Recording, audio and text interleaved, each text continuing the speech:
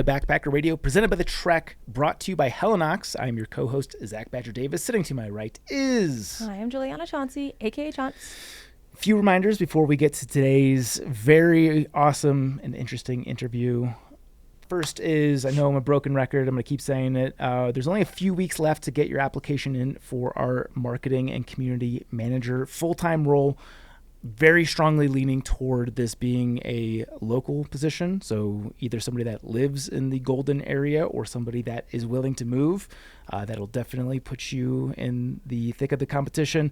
However, still fielding applicants from all over the country, so if you read this job description and think that you're a perfect fit, please do throw your hat into the ring.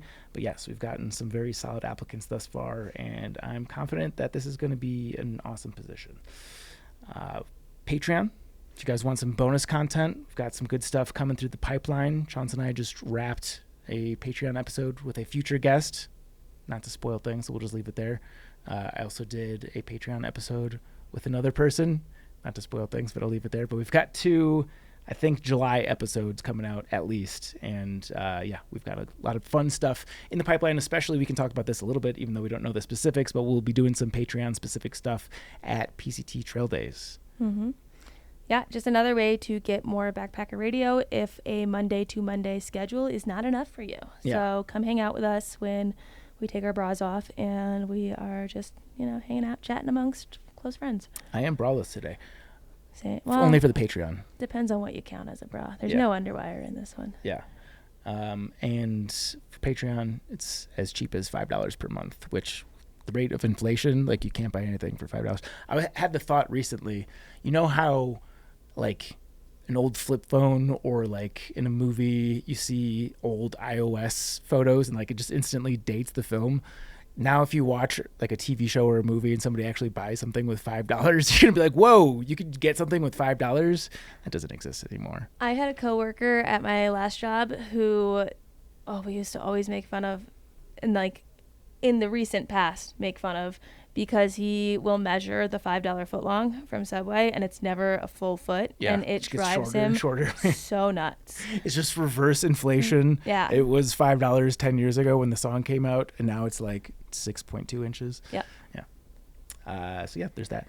Lastly, but not leastly, might be making a New York trip here sometime in the fall. More details forthcoming. But in theory, if we were to host a meetup in New York City, let us know a good spot or two.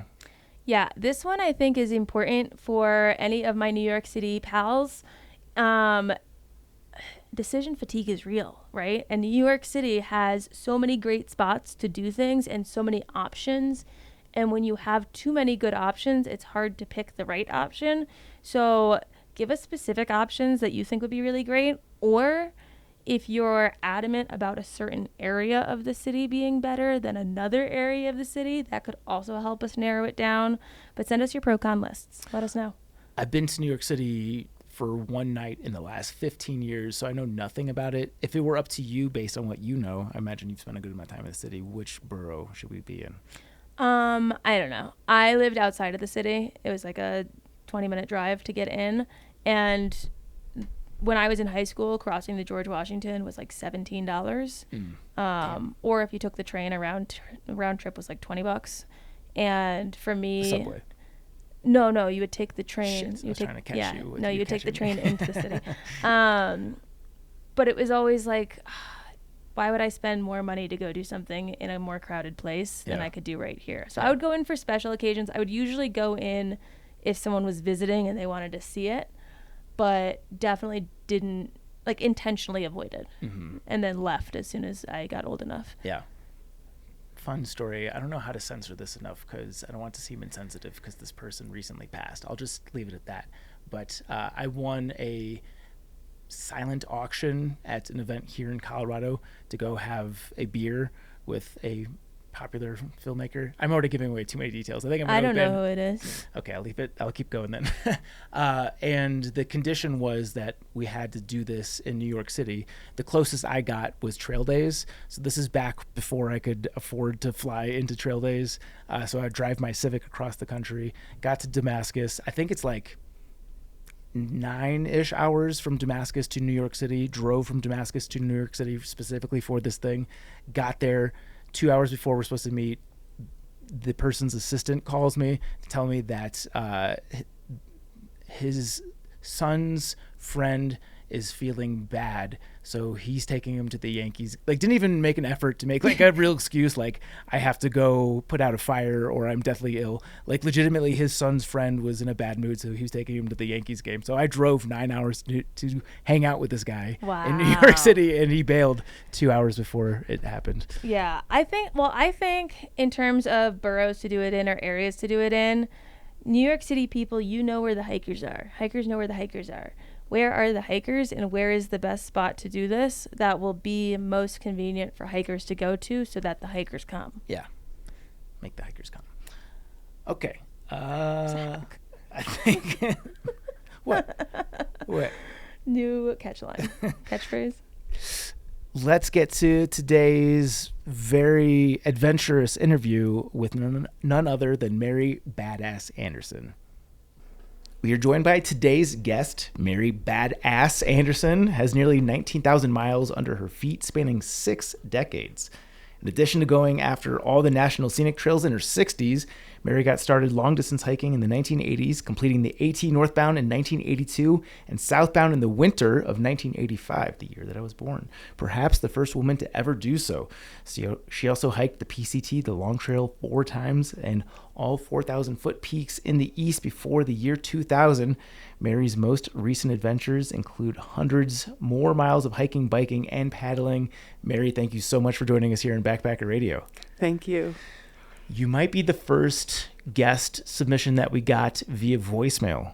That was fun. So thank you for pitching yourself via voicemail. Maybe not the first, but it's been a long time since we've done that. So yeah, thank you for submitting that. Very excited for today's chat. I have to start off asking, how'd you get the trail name Badass?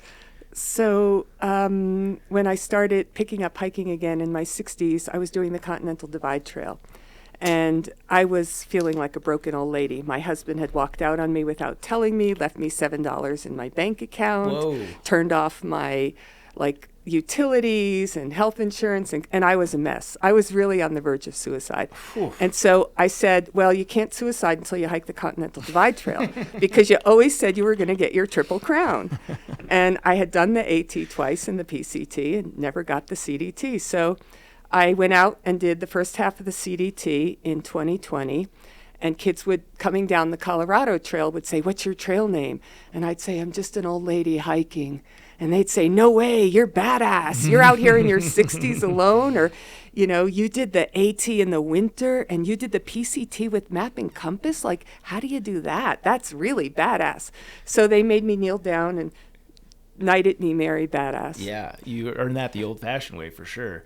I shouldn't laugh at the statement of I can't suicide until I hike the CDT, but there's just something about the way that you said that was funny. And I apologize. That's fine. I think it's a lot of people do. I don't care. I really don't care.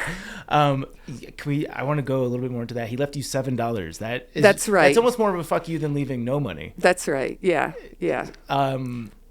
Yeah, I guess what happened? So, he's a bit, I should say quirky. And we were together about not quite 10 years, and there were 4 times in that period where I was upset with him, and twice I said F you to him. And he thought that was very violent. So he just decided to pack up and run away. Wow. Pretty fragile. He's very fragile. Okay. He lives a life of fear. Yeah. Yeah. Well, that's unfortunate. But it made for a good trail name origin story. It has made for a great story overall, and I have had a great 4 years. Yeah. So tell me, how did long distance backpacking come onto your radar? How old were you? So I was raised in a really abusive family, and nature was my salvation. Like the trees, I would talk to the trees because I had no people I could really talk to. I would hug the trees. I would talk to the birds. And when I was 13, I was standing on a trail with a group of people. We were out on a hike, and these 2 raggedy people come walking up, And they start talking and they say, yeah, we just came from Georgia that way. We're going to Maine that way. And I was 13. I said, I'm going to do that one day. And that was it. And then, so yeah, how old were you when you first got onto the AT? Well, I had done the long trail first. Okay. And if I did the AT, I'd have to think. It's so long ago. I was in my 20s, my early 20s. Okay. Right? Yeah, I'd have to think about the year. Sure. So, yeah, I guess what was your first long-distance backpacking trip? Was that the long trail? It was the long trail. Yeah. I mean, I had actually done a long canoe trip in the Adirondacks, like a 3-week canoe trip. And I had done a couple weeks up in Canada and some other stuff. But then as far as a real through hike, and especially by myself, it was the long trail the year before I did the AT. Okay. So how old are you at this point? I'm a week into my 67th year. Oh, you're 67 now. How old are you when you first got onto the long trail? The first time I did the AT was 82. Is that right? So then if I was born in 57. Oh, you're going to make me do math? I can't yeah, do it. 57. Is that 35? 25. 25, rather. Yeah, sorry. Yeah. So 25 when you got onto the long trail for the first time, or when you did the AT? 24 on the long trail, I guess, and 25 on the AT. Okay, so, okay. At that time, how were you learning about how are you preparing for all this? I mean, it had been trial and error. Like, I had done my first bike overnight camping trip. I was 14, and I was on a 1-speed bike I had gotten in kindergarten. I was carrying a cast iron frying pan on the back of the bike. I mean, it was like everything was kind of a disaster in a way. Yeah. And it was just by doing it.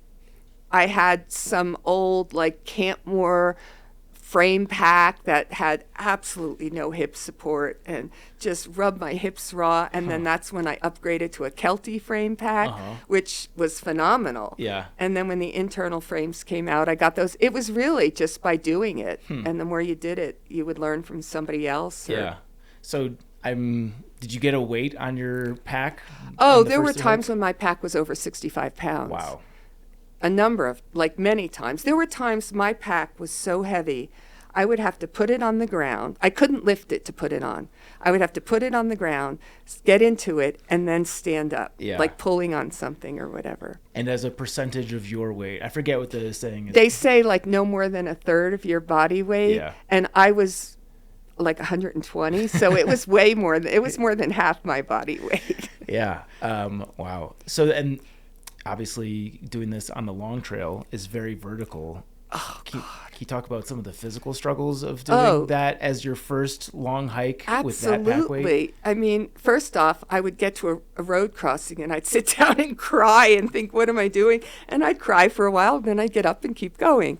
And luckily, I met some people who had just finished the AT, and they said to me, if you're crying at the road and then getting up and coming in, you've got this made. If you're not just getting off. Yeah. And I guess I didn't think of it as a struggle per se because I didn't know any different. I mean, I had blisters and all that. I wasn't doing 20-mile days. Yeah.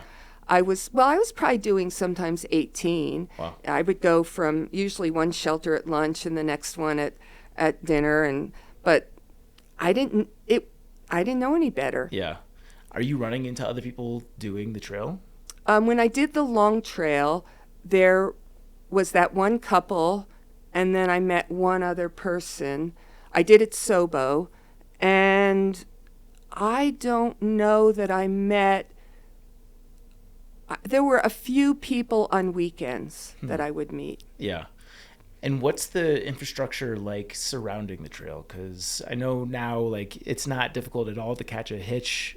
At the time, is that different? I know that was probably more part of the culture I don't back think then. I hitched then. I did it, so I tended to do long. Took me 3 weeks. Mm-hmm. Wow. And fast. so I started out with.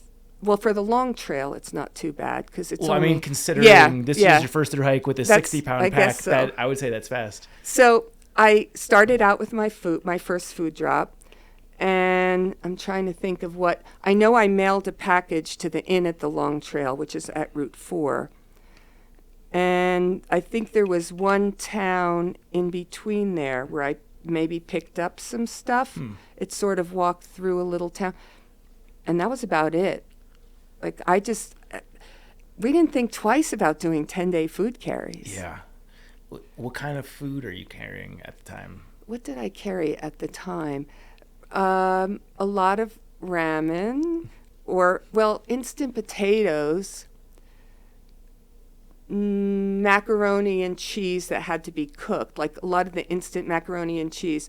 One big difference, which I don't do now, is back then, a lot of people on the trail carried either instant pudding or instant cheesecakes. Instant cheesecake. And I'm disappointed to hear that that's not a thing anymore. Or Yeah. maybe it is, and I just no don't one does see them it. on the trail anymore, except sometimes I'll carry it for breakfast now because Yeah.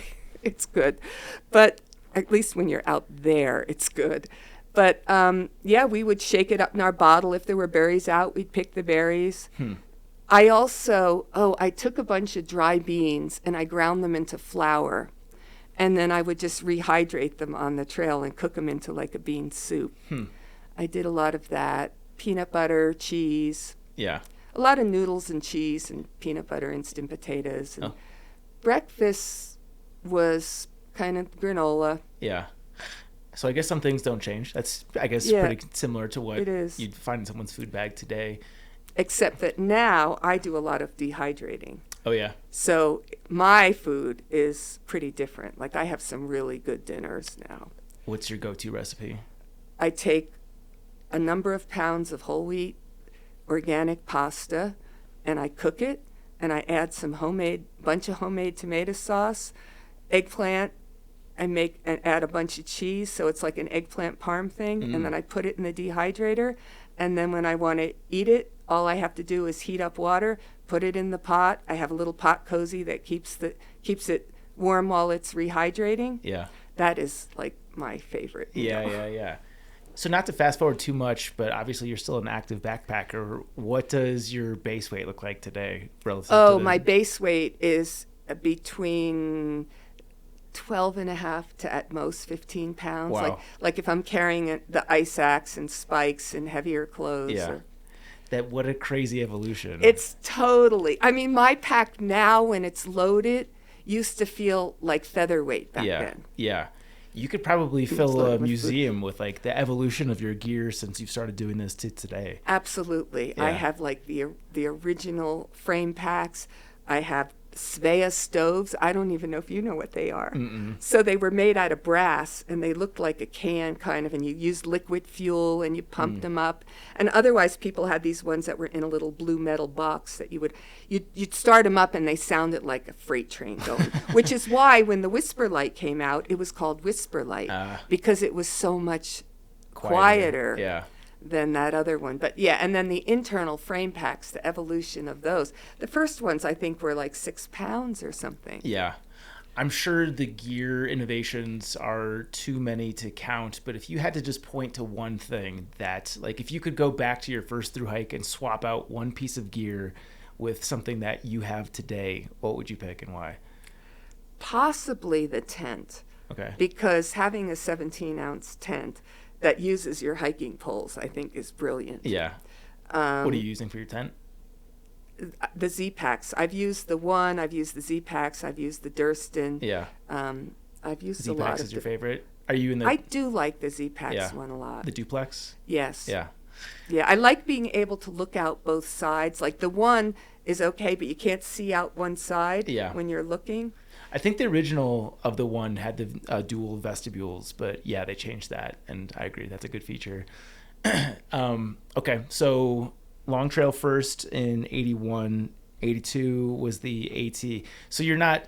The trail didn't beat you up so much that you're like, I hate this, I need to find another hobby. I loved it. Yeah. It was painful. Yeah. The bottoms of my feet, my knees on the downhills. And back then we didn't have metal poles. Like I would pick up a stick. I still have the rhododendron stick I used on the AT. And we would just use one. Yeah. That's crazy.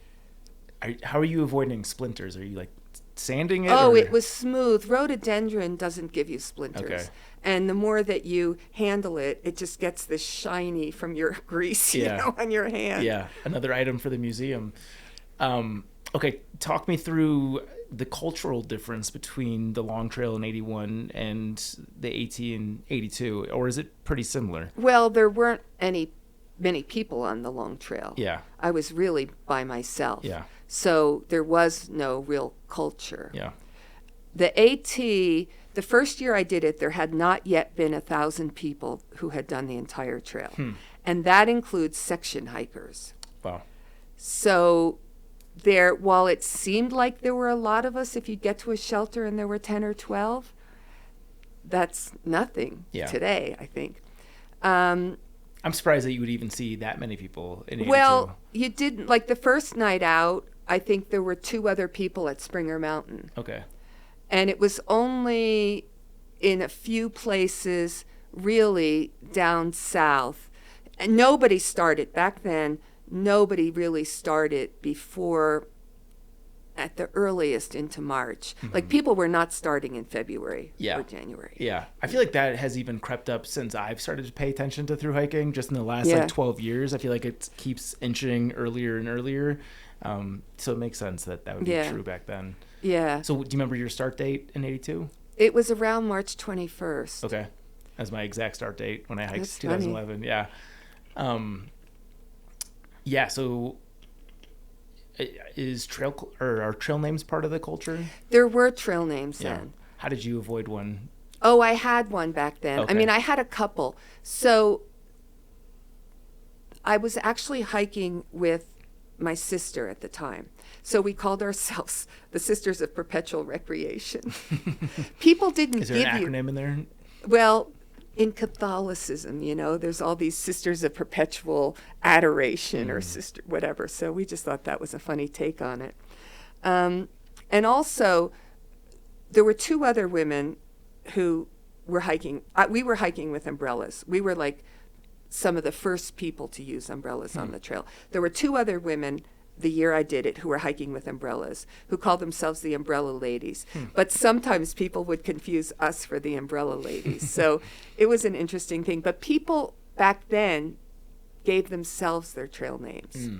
There was not this sense that it's supposed to be given to you. Yeah. Did it have the same motivation of being able to give yourself a new identity? So no, it wasn't that sophisticated. It was more... People weren't thinking about it in that bigger picture like they do now. It was just sort of the fun thing to do. Yeah. And a lot of people kept their regular names. Yeah. Did the AT feel easy? Obviously, the scale of it is much bigger compared to the Long Trail, but obviously, and especially starting southbound on the Long Trail, that you're getting kicked in the teeth immediately. Did the AT feel easy in a sense at first compared to what you had done?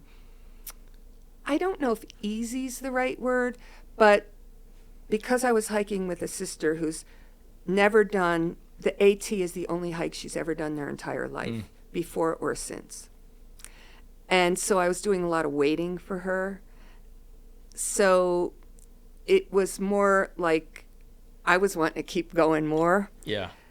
And I wouldn't say it felt easy. Like I remember going up Blood Mountain in the rain and pulling up on the roots. And plus we had these heavy packs, so nothing was easy back then. Sure.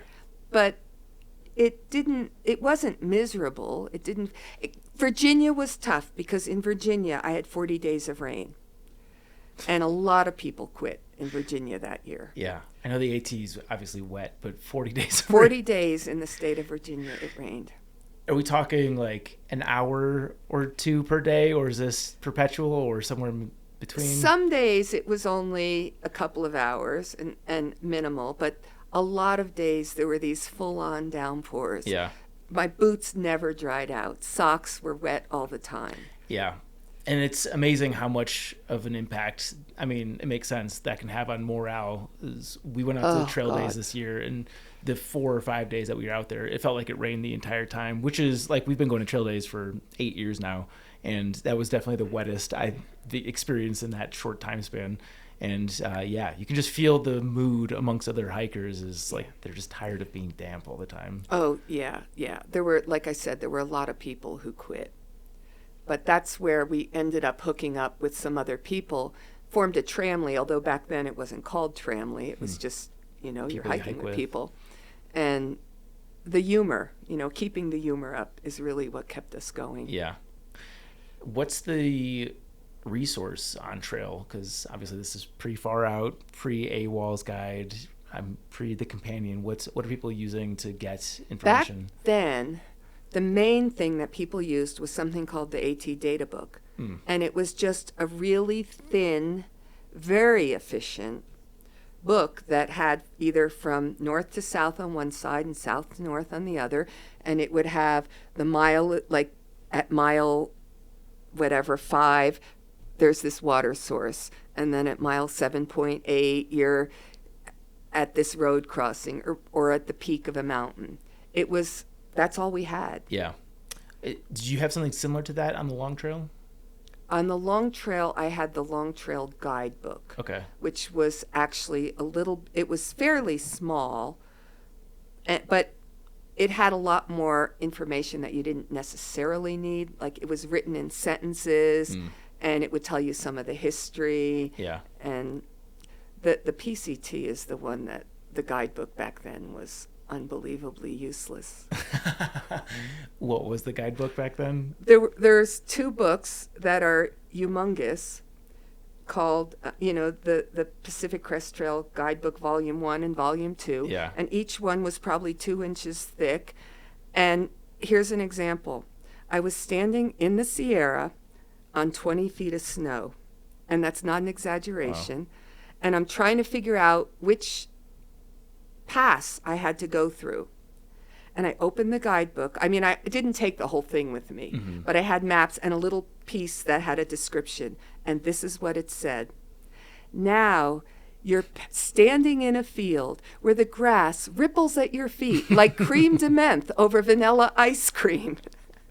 And all I could think is, well, it looks like vanilla ice cream, but like, just tell me what pass to go through. Yeah, I could see that being frustrating. It's a little bit more detail. I could see if that's like someone's trail memoir where they're trying to paint the picture for somebody at home. But when they're on trail, like, just tell me where to go. Especially because all we had was map and compass. Yeah. Were you using a map and compass on the AT, I assume? No. Yeah. Back then, you really didn't. Even then, it was easy enough to find the blazes. Most of the places. There were a few places that was a little trickier. Yeah. Are you still doing the 10-day food carries on the AT or taking advantage of the more frequent town stops? Well, when I did the CDT, it was the COVID year, and I didn't know what was be like to hitch and all that. So I was doing 12-day food carries. And I figured I tried to pick towns that were close to the trail, that if 15 miles or less, so I could walk into them if need be. Now, I didn't always hit that, but that was my aim. And then I figured if I was on the trail for 12 days, I wasn't bringing COVID into a town, and if I picked it up in town and brought it back on the trail, I would know by the time I got into the next town. Yeah. So, because people were actually giving me death threats because I was hiking the CDT during COVID. Yeah. Unfortunately, I was privy to a lot of that nastiness just being with what I do through the trek. And yeah, that was not a fun year for hiking or for anything for that matter. What about, for the AT, are you stopping off every 3 days like a typical thru hiker does nowadays? Well, I haven't been on the AT long distance for a while. I've done the long trail a number of times because I also did it, I've just done it a bunch of times. And I hiked it with my son when he was 8. And we took 5 weeks. And we had a few more food supplies. But for me, I still like at least 5 days in between. And I'm happy going up to 7 if I have to push it. Like on the PNT that I'm about to start, I think I've got a couple of 8s in there. But part of that's because I'm not a fast hiker. I'm happy doing 15 miles a day or 100 miles a week. Now, I did do 20s, sometimes barely a 30 when I was in my 20s. And I did do some 27s or 26s. I just finished the Arizona Trail.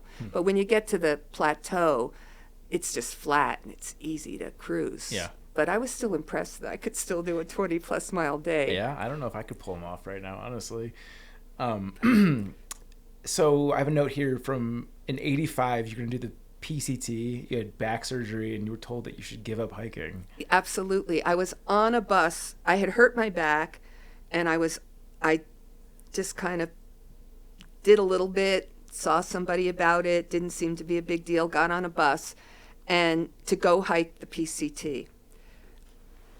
When I hit, it wasn't long on the bus that I felt a snap in my back, and my whole left leg was paralyzed. I couldn't put weight on it. If I tried to put weight on it, it collapsed under me. What happened? The disc in my back at L4, L5 popped out and was pushing on the nerves. Ooh. I mean, I could put some weight on it if I was holding on to things or what, but it tended to just collapse under me. So I got off the bus. I had a brother in Chicago, and I went there and ended up shopping around for doctors, found one willing to do an experimental surgery that I was more happy with than having them just go in and cut me open and completely fuse it. And after the surgery, they said, you have to give up hiking. And I thought, oh, this sucks. So I started crawling, literally crawling through the streets of Chicago. People would throw things at me, to a swimming pool that was about a mile away. People are throwing things at you? Oh, yeah, because I was crawling on their lawns through residential Chicago, you know. I couldn't walk. Yeah. And I had nobody to drive me, so I would go to this pool. It was senior citizen swim time. And the old ladies would help me get into my bathing suit, and then they would go out and tell the lifeguard, and the lifeguard would come in and pick me up and put me in the pool. And I would swim. And the swimming gave me enough muscle, it gave me enough strength that I was able to start walking again. It looked more like a waddle. It looked like I had a diaper, you know, I was waddling. But I was walking, and I thought, well, maybe I could try biking. So I went back to where I was living at the time in New Hampshire and got my bike and rode from the coast of Massachusetts into the Adirondacks and did a couple 100-mile loop. And by the time I got back, I thought, well, that was okay. Because I thought if I had any problems, I'd be on a road, I could get help, because there weren't cell phones, you know, so you had to think about being on a road. And by then, it was like, so what am I going to do now? Well, I know the AT. I know where to get off if I have problems. If my back gives out, I know where the towns are, because, again, it's not like now when you can do anything and know where the towns are because you've got, you know, the apps that tell you, or the maps and the GPS. Yeah. But I knew that I knew the AT enough, so if I ran into trouble, I could get off. But by then, it was October. So I thought, well, I better hurry up. And I went up to, because they closed Katahdin October 15th. Yeah. They were pretty hard and fast about it.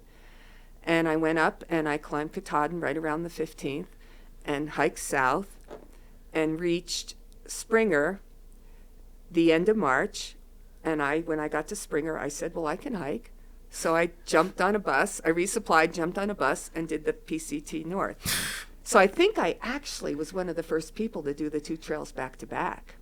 And apparently maybe the first to do it a winter southbound? Yes. That's crazy. There's a lot to unpack with what you just said. So what was the time span between you crawling through people's yards to get to a pool and climbing up Katahdin? Because that seems like a pretty stark contrast. Well, it would have been in March. It was in maybe the second week of March that I was on, because I was going out to do the PCT, and we wanted to do the desert, wanted to get through the desert before it was too hot.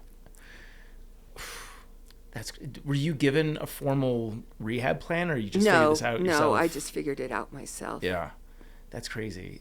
Obviously, you're very tough. Do you know where does that come from? You mentioned that It comes from having 4 older brothers who beat the crap out of me my whole life, and from being abused from day one. and just fighting back, you know. And I used to get teased on the school buses because I refused to shave my legs. They'd be chanting, Mary's got 8 legs, you know, and you have to get tough if you're going to survive that. Sure. And that is a perfectly acceptable thing in the hiking community. It so is, you found your home. Exactly. Yeah, wow. I'm still stuck on you going from this experimental back surgery to crawling through people's yards to rehabbing with swimming and cycling to then just hiking southbound on the AT. That's quite the turnaround. How much are you struggling? Let's put the weather of Northern Appalachian Trail aside that time of the year. How much are you struggling physically to just do the miles? It was tough. I found this really great little book that had some back exercises in it, and I used to have to do those to keep my back from really, because it was still pretty raw. But I think in some ways the cold sort of overtook the pain. It was really cold back then. I mean, there was so much more snow. There were days I was out there and it was 30 below zero. I had snow in every single state. And I was eating 8,000 calories a day and losing weight. The only way I could sleep through a night and not be cold was by making 3 sandwiches and putting them in my sleeping bag at night. And then through the night, I would wake up, I'd start to be chilly, I'd eat a sandwich, that would give me calories to burn, I'd get back to sleep. I also carried a stainless steel thermos. Yeah. And I put duct tape around it so that I wasn't touching the metal, the bare metal. And then I would fill it at night and drink that during the night, and then fill it up again in the morning and have hot stuff to drink all day as well. I have another million questions based on this because, okay, so I think I've heard that the rule of thumb is you want to be past Mount Washington by, I forget at October 1st, I think is like, there's not a rule or a law, but the rule of thumb is that you want to be past Mount Washington by October 1st. Obviously, you're starting in October from Katahdin, so that's not happening. Where were you experiencing the worst weather? Oh, gosh. I mean, like in the Whites, I had hurricanes, like snow hurricanes. In some ways, the worst weather was in the Smokies and down south because there was so much snow on the ground. I actually made snowshoes. And the rhododendron were so full of snow that you could not figure out where the trail was. I was picking up, I had my pole, at that point I had 2 sticks, and I would spend 10 or 15 minutes banging the rhododendron until the snow would come off and they would be, the branches would pop up and eventually I'd see, oh, that's where I have to go. And the white blazes were completely hidden when there was snow. Had you heard of anyone else doing a winter thru-hike, southbound thru-hike? No. I mean, maybe, no, not the way, not out like in the heart of winter. Yeah. Did you think at any point this is crazy, dumb, dangerous? No. It's just something that you felt compelled to do. It was tough. There were times it was really tough, like sleeping with boots that you had to sleep out or you couldn't get your feet in them. They were frozen in the morning. I have, so there's luxury items. We all carry a luxury item. My luxury item is a 2-ounce pea jar. And I had that even before the winter thru hike, but on the AT, that was phenomenal because I never get out of my sleeping bag at night for anything. So I'd pee in that pea jar and then hold it. And that warmth was just like really helpful. It actually, I have found there's another good use to a pea jar too, which when I hiked the Ice Age Trail, I had a raccoon literally eating holes in my tent. And I tried for hours to scare it away. And finally, out of frustration, I took the lid off my pea jar and just tossed the pea at it. It went away and never came back. Is that just the primal way of saying this is my territory? I have no idea, but it worked on the Arizona Trail with the skunk as well. So it's, but the only thing I learned when I hiked in cold weather is you have to empty that pea jar right after after you get the warmth out of it. You better empty it or you're carrying frozen pea all day the next day. A peacicle? Yeah. That is the story. Okay. What does your pack look like? Because you mentioned a 65-pound pack doing the long trail in season, going southbound on the AT in the winter, where you're eating 8,000 calories with gear that's not what it is today. Do you recall how heavy your pack was? Well, in the winter, I tried to get it. I did it with one other person who agreed to carry a little more weight because he knew I was coming off of back surgery. But is this like a romantic partner at the time? It was.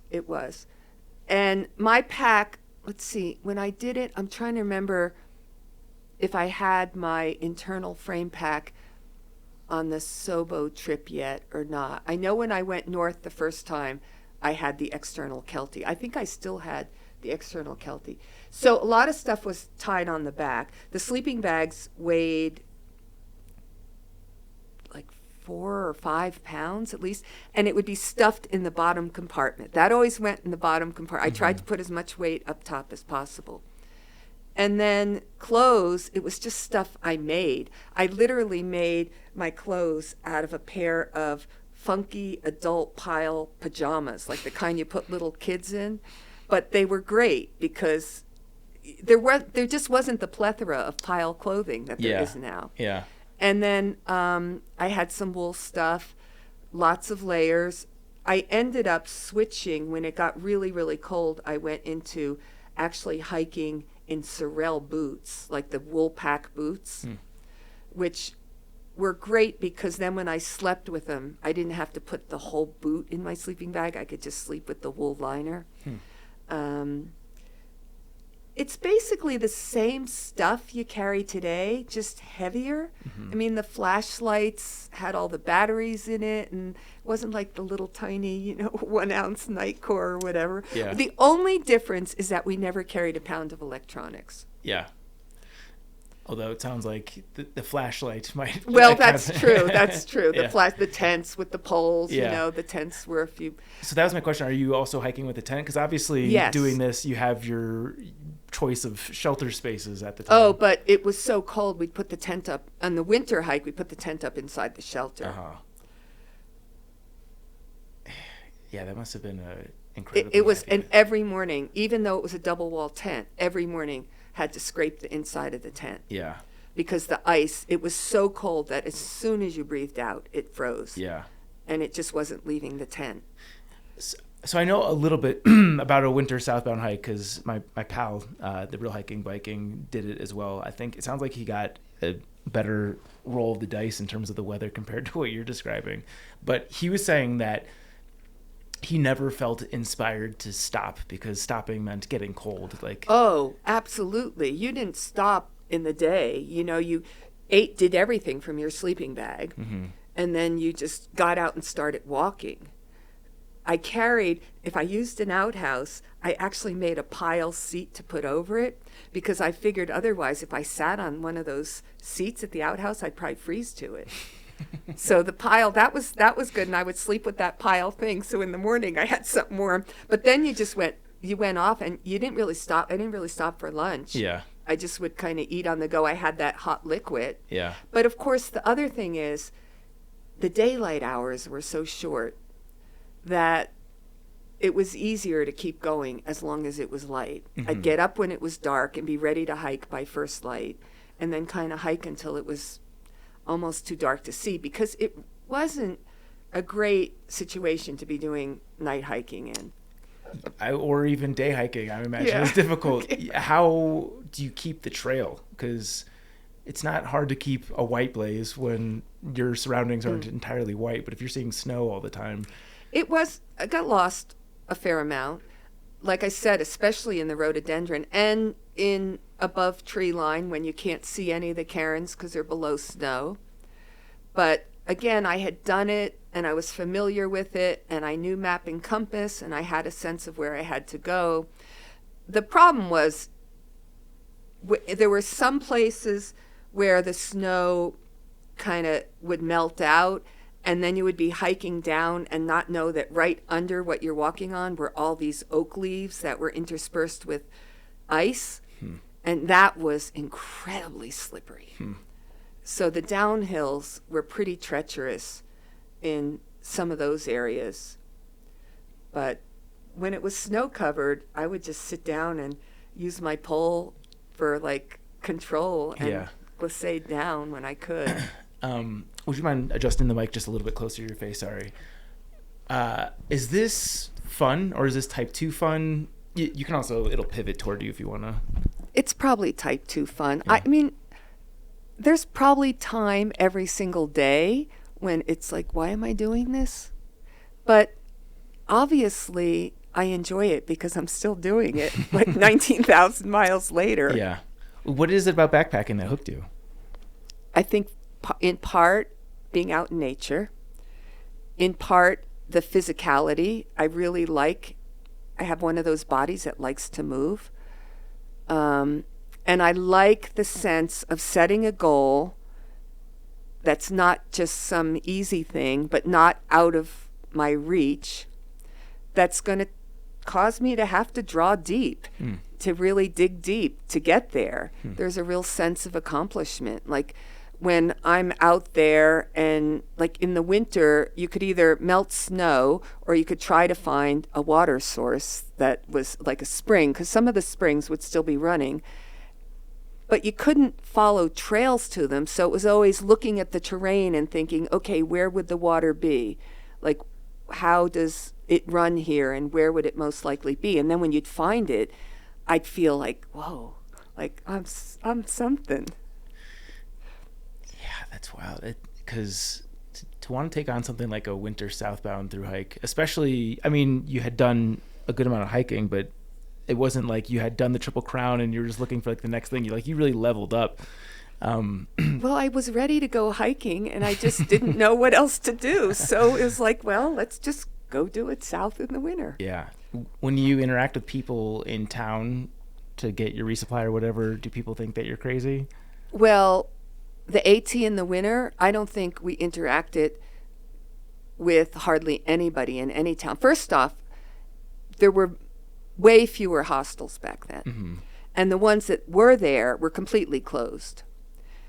And towns became really difficult because once you go into a store to buy a resupply and you come back out, you start feeling the cold. You get used to the cold when you're out there, and then you go into that warm place and it feels great, and then you walk out and you're like, oh my God, now it's freezing. The only person who we really interacted with a couple of days on the AT in the winter hike was a woman that we used to call the ice cream lady, Bonnie Scheip. And the AT used to walk on a road in Pennsylvania, and she had a house on that road. And she started by giving ice cream cones to hikers. She was probably one of the first real trail angels that was consistent. And I had befriended her when I went north in the summer. And so when I was going south, it was when I got to her house, she, took us in and fed us a big meal. And then she met us later on the trail with another meal in our packs. She slacked us for part of that day, I think. And what are you doing between the hikes? Do you have a job at this time? Back then, no. I mean, it wasn't so much between, because I had planned, like I had been teaching down in South Carolina and had planned to do the PCT, so I had no job lined up. I'd quit, done everything that thru hikers usually do. But then I ended up with the back surgery and then the recovery and then just doing the winter hike and then just doing the next year's summer NOBO. Yeah. So are you affording this by just saving money as a teacher, or? It really didn't cost much. There was no like expenses in town. There weren't places to stay. I never stayed in a hotel. The only real expense, I already had my boxes packed for the PCT, which I just kind of took and repacked for the AT. So it was really just buying food. Yeah. And then the transportation to get from Springer out to California. And I had enough saved up for that. But basically, I think back then, I would do a trail on under $500, sometimes $300. Wow. I know, obviously, inflation adjusted, that's Yeah. a different amount today, but even still, that's... I still do trails on the cheap. Yeah. What's your typical, if you had to do like a month of hiking? Well, I think so. I just did the Arizona Trail, and 800 miles, maybe, if you include like the postage to mail packages and buying food in town, not quite $800. Wow. Yeah, because I know for a lot of trails, people say the rule of thumb is between $2 to $4 per mile. $1 per mile is very efficient. That's good. Well, if you have the gear, having the gear is Yeah. a big part of it, right? Yeah. It sounds like And you're not staying making in a lot town. of your own food as well. Yes. Let's dip in there. So in addition to your eggplant parm, what's your next trail recipe that you can share? Well, I love noodles, so anything with, cheese and noodles I like. I also do a lot of beans and rice and like taco kind of filling stuff. I dehydrated yogurt, so on the trail I could have yogurt and granola. Does yogurt rehydrate well? It depends what kind of yogurt it is, and it takes a little while, but I've learned that if I put it in a little container and soak it overnight and then shake it, it's just like yogurt in the morning. Okay, that's a good tip. Like a cold soak oat almost. Yeah. Yeah. Yeah. Anything else from this winter southbound thru hike? I feel like this is history right here. Well, I mean, I don't know what to say. No. What did it feel like when you got to Springer? Did it feel? Oh, it was great. I mean, so I got to Springer in late March, and there were just beginning to be northbounders. There was still snow in places. The streams were so high, like the water crossings, and my feet were constantly wet. Mm-hmm. But it was great. I mean, I'm glad I did it. Yeah. I'm not like gung-ho to do to be out that long in the winter, because I know what it's like. Like recently I skied the Catamount Trail, which is the longest cross-country ski trail in the country, 330 miles. It's in Vermont, goes from like Canada to Massachusetts. But I did it in sections. So rather than going out and doing a whole through hike and camping out in the snow, I thought I'd rather just, because I live in Vermont, so I could do a piece and come home and do other pieces. And I was sleeping in my car at one point, and then people started inviting me to come stay with them. And that's cool. That was fun. Very cool. Okay, so then how much time do you have between getting to Springer and then starting the PCT? Not much, because it was the end of March when I got to Springer, and I knew I wanted to be out on the PCT by like April, as soon as April as I could. Yeah. It was maybe a week to change clothes, like grab a few new, throw some boxes together. But I knew where to put them because I had already planned that hike. Yeah.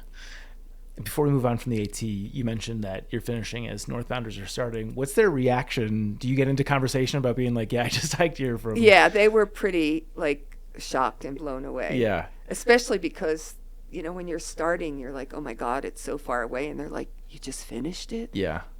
Did you get any press from this? No. That's a shame. Well, we'll have to get an article out on the track in addition to this, obviously. Okay, so you've got a week to pull together some boxes, and then you're starting the PCT. Based on what you'd said previously, it sounds like that was a pretty high snow year on the PCT. It was incredibly high. Like, there were places on the trail that they had made the trail, and then it hadn't been bare, summer or winter, for years. Years. And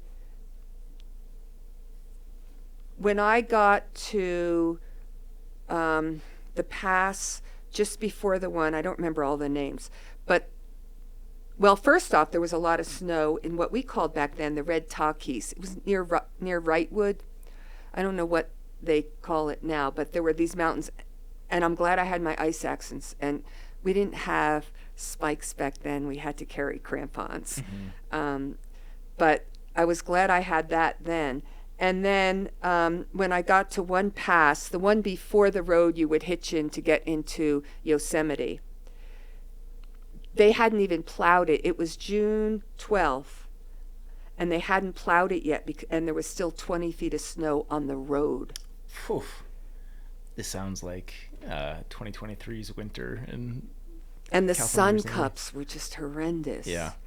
And there were no places, like resupply in general was hard. Yeah. We would mail stuff to little outpost ranger places. Didn't go into town to fill up on food because we didn't know where the towns were. We didn't have the information. We didn't have the internet to research it. Yeah. So in all of the boxes, I would have to put food that I was going to eat right when I opened the box, like pig out food. Yeah. And this is pretty gross now, but one of the things I found, I'd look for things with the most calories, and those little pre-made cans of icing that are just fat, chocolate, and sugar. Yeah. They're great. And I'd sit down and eat a whole one or two of those, just sitting there. I bet you there's some hikers out there today that are still doing that. That's probably a pretty good hack. You can spice up any meal with some good frosting. So going into the PCT, are you aware of the fact that they had a pretty intense winter? Like, did you think you were getting away from snow? No. I mean, I knew because I carried ice axe and crampons and sun goggles, and I knew because that's just the way winters were back then. Mm-hmm. We expected it. We never thought it would be bare. Yeah. Is this your first desert hiking experience? I did a bunch of hiking in the Grand Canyon back when I was in my late teens. In fact, that's a story in itself because they didn't want to give me a permit to hike solo coming down from the North Rim because they said, you're a female hiking alone. We can't give you a permit. The only way they allowed me to go was they took an imprint of my boot and they made me sign a piece of paper that said I agreed I would start out with 8 gallons of water and cache it on the way down. Okay. Now, I signed it. I can't say that I really carried 8 gallons to start. Yeah. How much is, what is it, like 3.5 8 liters pounds, per gallon? 8 pounds per gallon. Oof. So that's 8 times 8 is 68. Yeah. Yeah. Okay. So, 40. so you've got some unique desert hiking experience. What did it feel like to be on the PCT with, like, most of your backpacking experience had been out east? Well, it was pretty much all map and compass. Even the parts that were trail, unless you were in the mountains where the trail had been blasted into the side of the mountain, which a lot of that was under snow, it was pretty much all map and compass. One really interesting difference between then and now, though, is going through the Mojave. We could just lift up the manhole covers. There were manhole covers on the aqueduct, and you could just lift them up and put your arm in and get water. I think you'd be arrested if you tried to do that now. But it was hot in the desert. We did have umbrellas, not the kind that they have today, not with the metal, reflection, and they were definitely probably a pound each.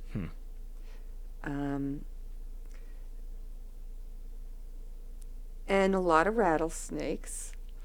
Do you have any good rattlesnake encounters? I have a great rattlesnake encounter. So when I was slabbing the side of a mountain where the trail had been blasted in, on the right side, the trail dropped down steeply. On the left, it was going up. There wasn't much you could do to go around. And on a ledge, there was a rattlesnake sitting there. And he was not going to let us by. Absolutely not. I kept, shaking a stick at it, whatever. It was just intent.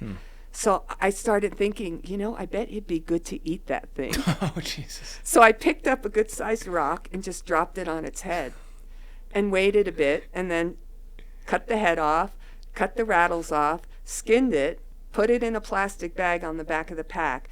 3 hours later, arrived where we were camping, and that thing was still moving. cut it into small little 2-inch pieces, and put it with butter in a pan, and it was delicious. Still moving. Is that a normal? It is. It's the muscle. It's all muscle, so the muscles were just still twitching. Yeah. But it was pretty, like, bizarre to see it still wiggling, just like it was a snake in that plastic bag, skinned. How intense is it to get close enough to a rattlesnake to end it with a rock? Well, it was intense, I guess, at the time because that was my first encounter. But when I think back on it, like I had 4 rattlesnakes strike out at me on the AZT. On this recent hike? On this recent hike. Because they were ones that did it either, it was like getting dark, so, or there was one that I don't think saw me. It had gone across the trail and I thought it was far enough off. It was going into the weeds, and I went off to the left to make a circle around it. And I think that's when it realized I was there, and it quickly coiled up and struck. But in general, I'm not afraid of snakes. I know that they're not out to get me. I certainly saw copperheads and rattlesnakes on the AT. I saw a lot of rattlesnakes in the Dakotas when I was climbing all the high points in all the states with my son. I'm a little bit not crazy about, I'm hoping to do the Florida Trail this winter, and I know there'll be like cottonmouths in the water with me. But is there other wildlife that you are afraid of? No, not really. I mean, when the moose were charging me, there were 4 times the moose charged me on the CDT. Then I was like, I'm sure my heart was pounding and I was afraid. And when I see a bear, I might have a little bit of trepidation, but it's not really fear of it. Yeah. I mean, what's the fear? It's not going to do me any good to be afraid. It's a rational way to describe something that is oftentimes not rational. But well, one of my best lines, I teach skiing to folks who have special needs and are often afraid. And the first thing I do is I say, it's okay to be afraid. Fear is normal, and you're smart to be afraid sometimes. It means you're going to be careful. But then I always say, but just because you're afraid doesn't mean bad things are going to happen. And you separate the fear from what you're afraid's going to happen, and then it's easy to push past it. Yeah. I have to go back to being charged by a moose on 4 separate occasions, is what you said? Well, it was 2 separate occasions. One moose charged me, the one moose charged me twice, and a moose that was with it charged me once. So I was in Glacier, and I was down near the big lodge that's down there near the campground, and had walked out, and there were a whole bunch of moose there, like maybe 5 or 6. And one of them with a big rack, just before I could even register that there were moose, turned and started running towards me with its head down. So I just got behind a tree as close as I could, figuring that it would run past me. It would have to turn to get me. And in that turning, I would be able to do something. And you said there was 2 instances? Yeah, there was another time that a moose also charged me. I had come off of having to make my own way because of a resupply, fire closure, all this stuff. And I dropped down and was walking through some fairly thick willow shrub brush, and there were 2 moose that were fighting right in front of me, 2 bull moose. And I backed up, and one of them turned and started to come towards me. They're all testosteroned out. Oh, God. Yeah, that was... But moose, and the other animal I had charge me the most in Glacier were grouse. Those things, it must have been because there were a bunch of them having nests along the trail. Yeah. And they would come flying at my shins with their beaks up. And when those things hit your shin, it hurts. Yeah. I've never been hit by one. I can imagine. Are those the ones that make like the really intense like flapping sound as they're emerging out? Yeah. Yeah, that always startles me on the AT. It sounds like a helicopter starting up right next to you. So, okay, PCT 1986. And by the time I finished that, it was snowing again up north. When did you finish? I finished that in late September, so I was almost out for a full year. Wow. Are you running into other hikers? I know obviously it took longer for the there PCT. was well, I ran into one other thru-hiker who we hiked with a bit on and off, and then the only other, there were a few, like, not even really day hikers. It was more when you'd get to like the parking lots near the famous, like the popular areas. You know, there were climbers in Yosemite where we went down and camped at the campground there, or but no, there were, and people had no idea what we were doing back then. How did you enjoy the PCT relative to the AT? Well, I loved it. I mean, it was tough. The sun cups for miles and miles and miles, and the stream crossings were terrifying. I mean, back in the day when I did the AT, you were still fording the Kennebec, but that was a piece of cake next to the streams.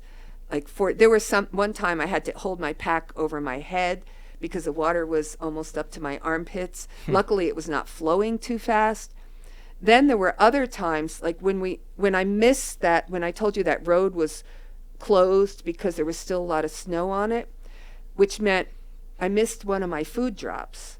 So I had to go another couple days without the resupply I was planning on having, which I started thinking, okay, I have to only eat like half of what I've been eating to get there. And ended up coming to a stream that literally had boulders coming down it that were 16 inches across. Just, the thing was running fast, and to the right, it dropped down into a waterfall. And I probably did some crying. Finally found a place where I thought I could crossed it, only to discover that I was on an island.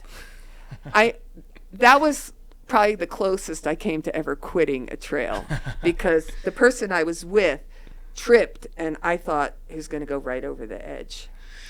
You know, those things were tough. The stream crossings I did not like. And then there was one place, that was when I first encountered having to drink water that cows were standing in and peeing and pooping. And so that took a little getting used to. What are people using to treat water, or are people treating water? Just boiling it? Well, we had tablets. I didn't treat any water on the AT ever. Didn't even carry a filter. On the PCT, I think we had some tablets. But because the filters, I don't know how much they weighed, because we didn't really weigh stuff back then.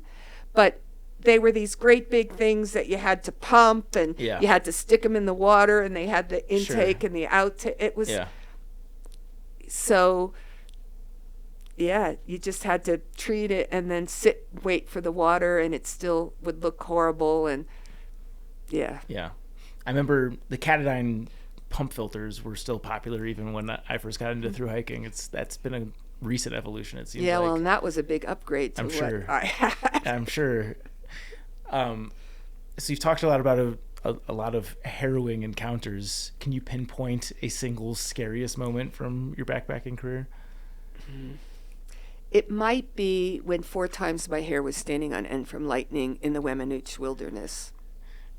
Yeah, that's never a good situation. Did something near you get struck? How does that end? Not that I knew of. Okay. I mean, I kept trying to drop down, but there weren't a lot of good drop down places where I was.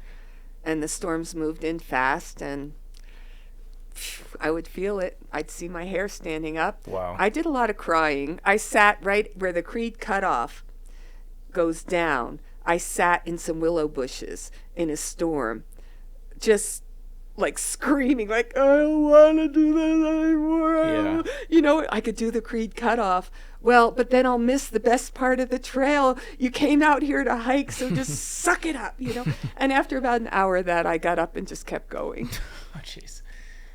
Yeah, I can't imagine what's going through your head, because I don't know what the percentage is, but at the point that your hair is standing up, it seems like that's a pretty high probability that you're going to get struck. Well, I had that happen to me on the Grand Canyon in my late teens. And I also had an experience where I was working at a camp counselor when I was 16. And another one of the counselors was standing in a creek, and a storm came in, and lightning hit the creek further up. And he ended up losing both his big toes. Oof. So I have a healthy fear of lightning. I also have a healthy fear of like fast running water. I used to be a whitewater racer, kayaker racer in college. But I had a couple near death experiences. So while I have kayaking or yes, backpack? Okay. Yes. So I have a real healthy fear of like fast running water. Yeah. Do you pick your hikes accordingly now? No. I mean, well, I shouldn't say no. I want to do a certain trail. So like when I did the CDT, I did some flip-flopping so that I didn't have to go through all those high water crossings in the wind area. Like I know there's some there that were potentially listed as potentially dangerous. On the other hand, I did do one in Glacier that I didn't love. But it wasn't as bad as the one on the PCT with the boulders running down it. Yeah. And I'm really glad on the PNT that there's one place where there's two crossings that are listed as really dangerous or not like able to do. But this year I don't have to do them because there's a fire closure, so I'll make my way around another way. Yeah. And I'm not disappointed. I'm sure. Okay, so PCT finish September 86. It looks like there's a little bit of a hiatus between that and the next hike. Is that correct? My son was born in 88. Okay. So yes, I started farming, and although I was hiking, I mean, when I was pregnant, I hiked like shorter hikes, and I was carrying him even when he was in diapers. Yeah. So I was still doing, but not long through hikes. Yeah. You know, we would go out camping, and my pack would get heavier and heavier with dirty cloth diapers, but it wasn't. I would carry a pack on my back. I had him on my front, and I would be hiking in the whites. Is that harder, or is it harder navigating the long trail on your first hike? It was probably harder with him only because of the responsibility of having that extra person who you had to be. Yeah. And you mentioned that you two had done the long trail together when he was 8. Yes. How did he like that? He loved it. Really? So I had him hiking. By the time he was 2, he had his own little pack. And I figured he could hike as many miles in a day as his age. So when he was 2, we would do 2 miles a day. Or when he was 3, we'd do 3. And he loved it. And it was his idea. When he was 4, he said he wanted to do all the New Hampshire 4,000 footers. So the year he was 6, I think we hiked all the 4,000 footers in New Hampshire that year. Wow. And finished on his 7th birthday on Mount Washington. Wow. And then the next year, actually it was the year he was 5, I think it was his 6th birthday, because the next year we went and did all the ones in New England. And then we did the long trail, and then we did all the ones in the Adirondacks when he was 9. And then when he was 10, we took this trip around the country because he wanted to climb the highest point in every state. So we took 3 months and drove around the country, went to all the lower 48 states, and climbed the highest point in 44 of them. So if my math is right, your son is 35? He just turned 36. 36. Yep. Is he still an avid hiker, backpacker? No. What's he up to today? He's a computer geek. Yeah. He's starting to get back into it. He's done some. I mean, he did take when he was proposing to his wife, he did the hike in a hike we used to do in the White Mountains, took her up. I'm surprised she said yes after that, because that was like her first ever hike. That's quite the initiation. Yeah. So my oldest son is 3. I can't get him to do distance. He's now getting more interested in being outside, but he gets distracted by everything along the way, which, as far as I'm concerned, is great. Like, just getting him outside in any capacity is good. Do you have any tips for nudging him in the direction of actual hiking? Yeah, well, we didn't have electronics back then to distract him. Yeah. I didn't own a TV ever. Well, no, that's not true. There was one point where we had a TV. I mean, more so like if I get him out And on then- trail, he so wants what- to play in the rocks or Yeah, in well, the stream. Some of that has to be okay. Yeah. You know, that's good. And then I would play games with him. I'd let him carry his snacks, and then I would have him hike a little bit, and then I'd say, okay, you want me to carry your pack? And I'd take his pack, and then I'd say, when I catch you, I'm going to give you your pack back. And he would go flying. You know, so that was sort of a game we played. It was just finding the games that worked. And he loved getting into a sleeping bag at night. He thought that was just great. And he loved eating on the trail. So I knew he had what it took. Yeah. I've had good luck with snacks as well. And that's what worked on me as a kid. So maybe I need to double down on the Oreos. Yeah, so what is it like hiking the long trail with him at 8 years old? Like, it was phenomenal. By then, he was such a seasoned hiker. He had, well, by the time he was 10, he had 2,000 miles under his feet. So by the time he was 8, he probably had maybe 800. Wow. And he could set up the tent. He loved being in the shelters. It was a blast. He just loved it. So that was great to see. The hardest part about it sometimes was the people we would meet, because they would say to me, "Oh, you're terrible. You're forcing him. He must hate it." And Ben would look at me and go like, "What's with them?" He was an interesting kid, though. People, when he was 3, I had not yet cut his hair, and he looked like a little girl. And he told me he never wanted his hair cut. I said, that's fine. And he loved to wear barrettes. I said, that's fine. So people always thought he was this little girl that I was abusing and taking out. I think if they thought he was a boy, they might have been a little more okay with it. Yeah. Because it's interesting, you brought that up twice now. How have you noticed the perception of gender changing in terms of just being a competent backcountry person? Because you mentioned, obviously, with you're the rangers and stuff. Yeah. Well, there are not that many geezer women. I'm a geezer woman. There's not that many of us on the trail, I think in part because back in the day, there weren't that many solo women. Yeah. Now, there are, I mean, I'm not saying there's none, but on every trail I do, I only see a couple of us compared to, like, the older men.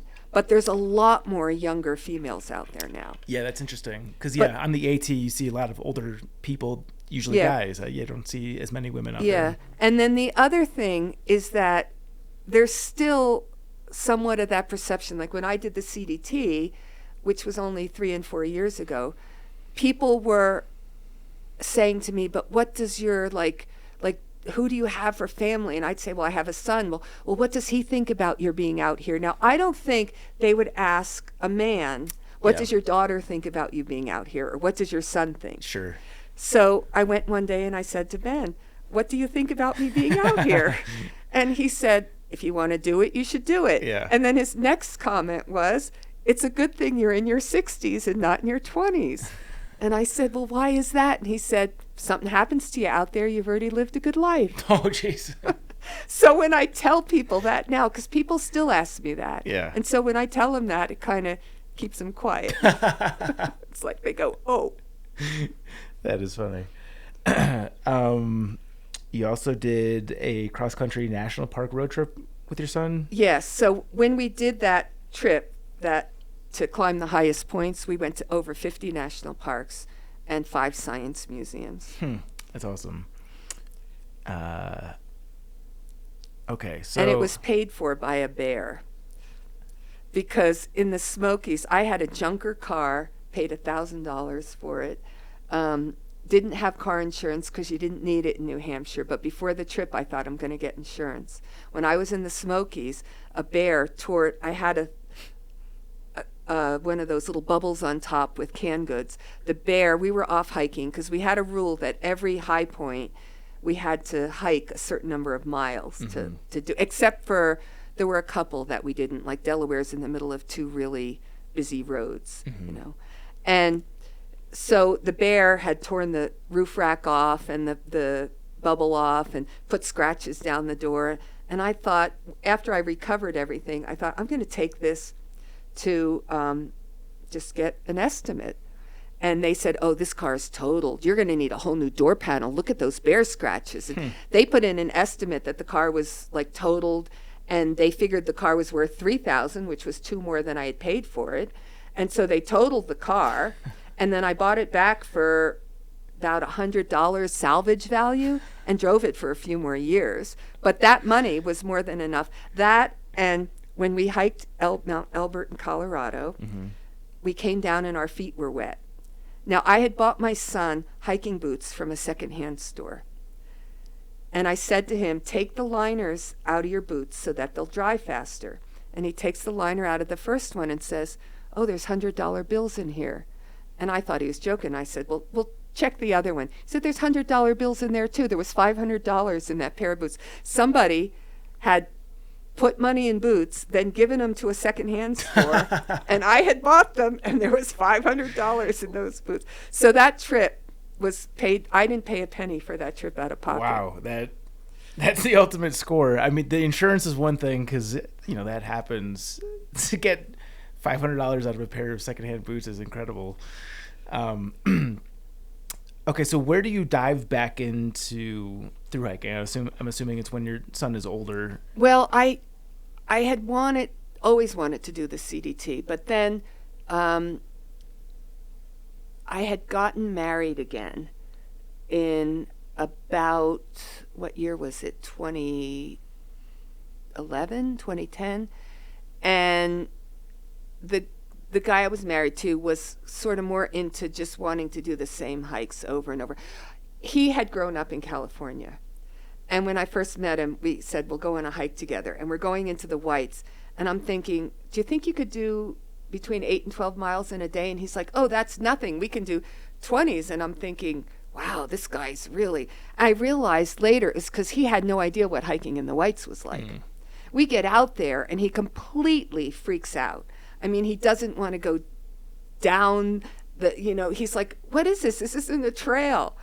And so to make peace after that, we just did kind of easy trails.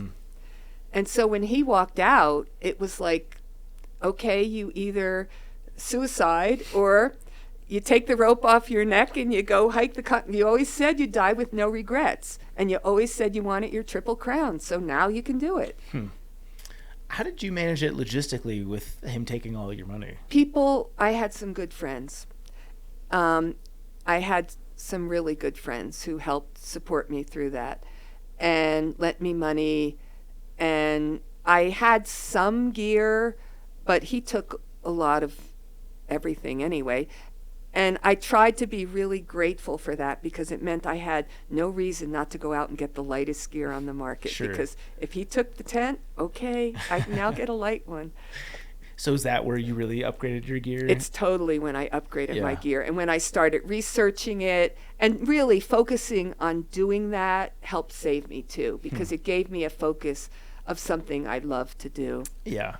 So the previous long distance, obviously you've done a lot of things active and outdoors in the 90s, but the previous long distance hike, it sounds like it was, I guess you did the long trail a few times in the 90s. Yes, and I did some 100-mile hikes. Like I did the 100-mile wilderness in Maine. I did some 100-mile hikes in the Smokies or in the Emigrant Wilderness in California. And went out and did loops. Yeah. Are you using GPS apps or are you still map and compass? Oh, no. I got, for the CDT, friends, I didn't own a cell phone 4 years ago, 4.5 years ago. I didn't own a cell phone. Friends put me on their family plan and got a free, some sort of phone and gave it to me. And I get the Far Out app, or at the time it was Gut Hooks, because I'm learning that's what everybody uses. And I did have a little bit of trepidation. It's like, here I am in my 60s and I'm doing this by myself, and how's it going to work? And I was so behind the curve technologically. I mean, I was on dial-up until about 9 years ago. So that tells you something. And when I first tried to use the app on my phone, I'm like, this isn't working. It's because I didn't even have the GPS turned on. You know, I kept calling them, and luckily people were fairly patient with me. Yeah. It sounds like your son would probably be capable of helping you out. He is my go-to. Yeah. Like, I'm often calling him and saying, well, Yeah. you know. Is it, how do you feel when you're using Far Out after having done something like hiking the AT? I feel like I'm cheating. Yeah. I really feel like I'm cheating, but I also love it to some extent. Yeah. You know, it does make it easier. What I really like about it is knowing like where the water's going to be and where I can get off trail, and if somebody says this water source is dry, or finding out about people who can help me give a ride. It does help a lot. Sometimes I try not to use it just to have some of that old, and sometimes I cut across country just because I love that feeling of I'm going to find that place. And it's always such a high to come out right really close to where I had planned to want to come out. Yeah. We've talked to other people who, had thru hikes decades ago, and it seems like for some of them there's like a sense of longing for how things used to be. Do you feel that way, or do you feel like the technological advancements are a good thing? Well, I try not to put a value judgment on it and say it's good or bad. It's different. And I try to accept differences and go with the flow. So the part I think is not positive is that the young kids don't even know how to use a compass. Like, I had to tell people sometimes a compass points north. And I think losing some of those skills is really sad, because I saw people drop their phone into a river and then they're screwed. Yeah. For me, I'm kind of still on the fence back and forth. It really does make it easier. I can't say I miss being lost. Sometimes, there were times on the CDT where I didn't know where I was for a couple days. And I was... Even with Gut Hook? Yes, because it was not really reading properly in the place I was in. And it was up near Silverthorne, I think. I was in town and was taking the alternate to get out, and the trail just disappeared. And I thought, okay, I'll just go cross country and get there. That was a hairy cross country. I ended up on some gnarly ridges and whatnot, but I got out exactly where I wanted to be. And that was where that moose charged me that one time, one of the moose. But I do feel like I'm cheating, and I do worry that I might be losing some of my skills. Sure. I mean, yeah. You give someone a calculator, their math skills start to get softer. That's right. That makes sense. Yeah. It's just always interesting to hear from people that have been doing this before all these things were around, and to get their take on the existence of these things. And talking about math, I realized when I was talking about 8 gallons, I said 68. It's 64 gallons. 8 gallons of water weighs 64 pounds. I mean, yeah. Yeah. Okay, so you did the CDT in pieces. You did the southern half in 2020. Is that right? Yes. How was that? This is obviously... It was great. I mean, it was tough. So I actually, after I did that whole year out, I thought, when I do the CDT, because back then it was like it was going to happen, I am going to break it up so that I can see the mountains in wildflower bloom. Because being in the Sierra in snow, like all of California pretty much was snow, I just felt I had missed something. So, and I wasn't able to start the CDT until mid-June. And I knew that was too late to do the desert. So I started calling around, and I found a place in Cuba, New Mexico, where I could leave my car. And I figured I didn't want to start. I live at 1,400 feet elevation. I didn't want to start at 9,000 feet. So I figured if I started in Cuba and went north, it would be not the heat of the full southern desert, and I would have a little bit of time to acclimate up to 10 or 12,000 feet. So I went from Cuba up to the Wyoming, a little past the Wyoming border.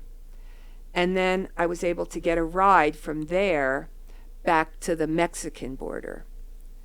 And then I went from the Mexican border back up to Cuba, where my car was. Yeah. So that's what I did the first year. Mm-hmm. And that worked out really well. It was still hot in the desert. Water was, of course, hard to find, but Yeah. I think it always is. Tell me about your mental state, because obviously you went into this not in a great place. Did you rediscover your love for the backcountry immediately? Well, I always had my love for the backcountry. But yes, I mean, I was crying every single day.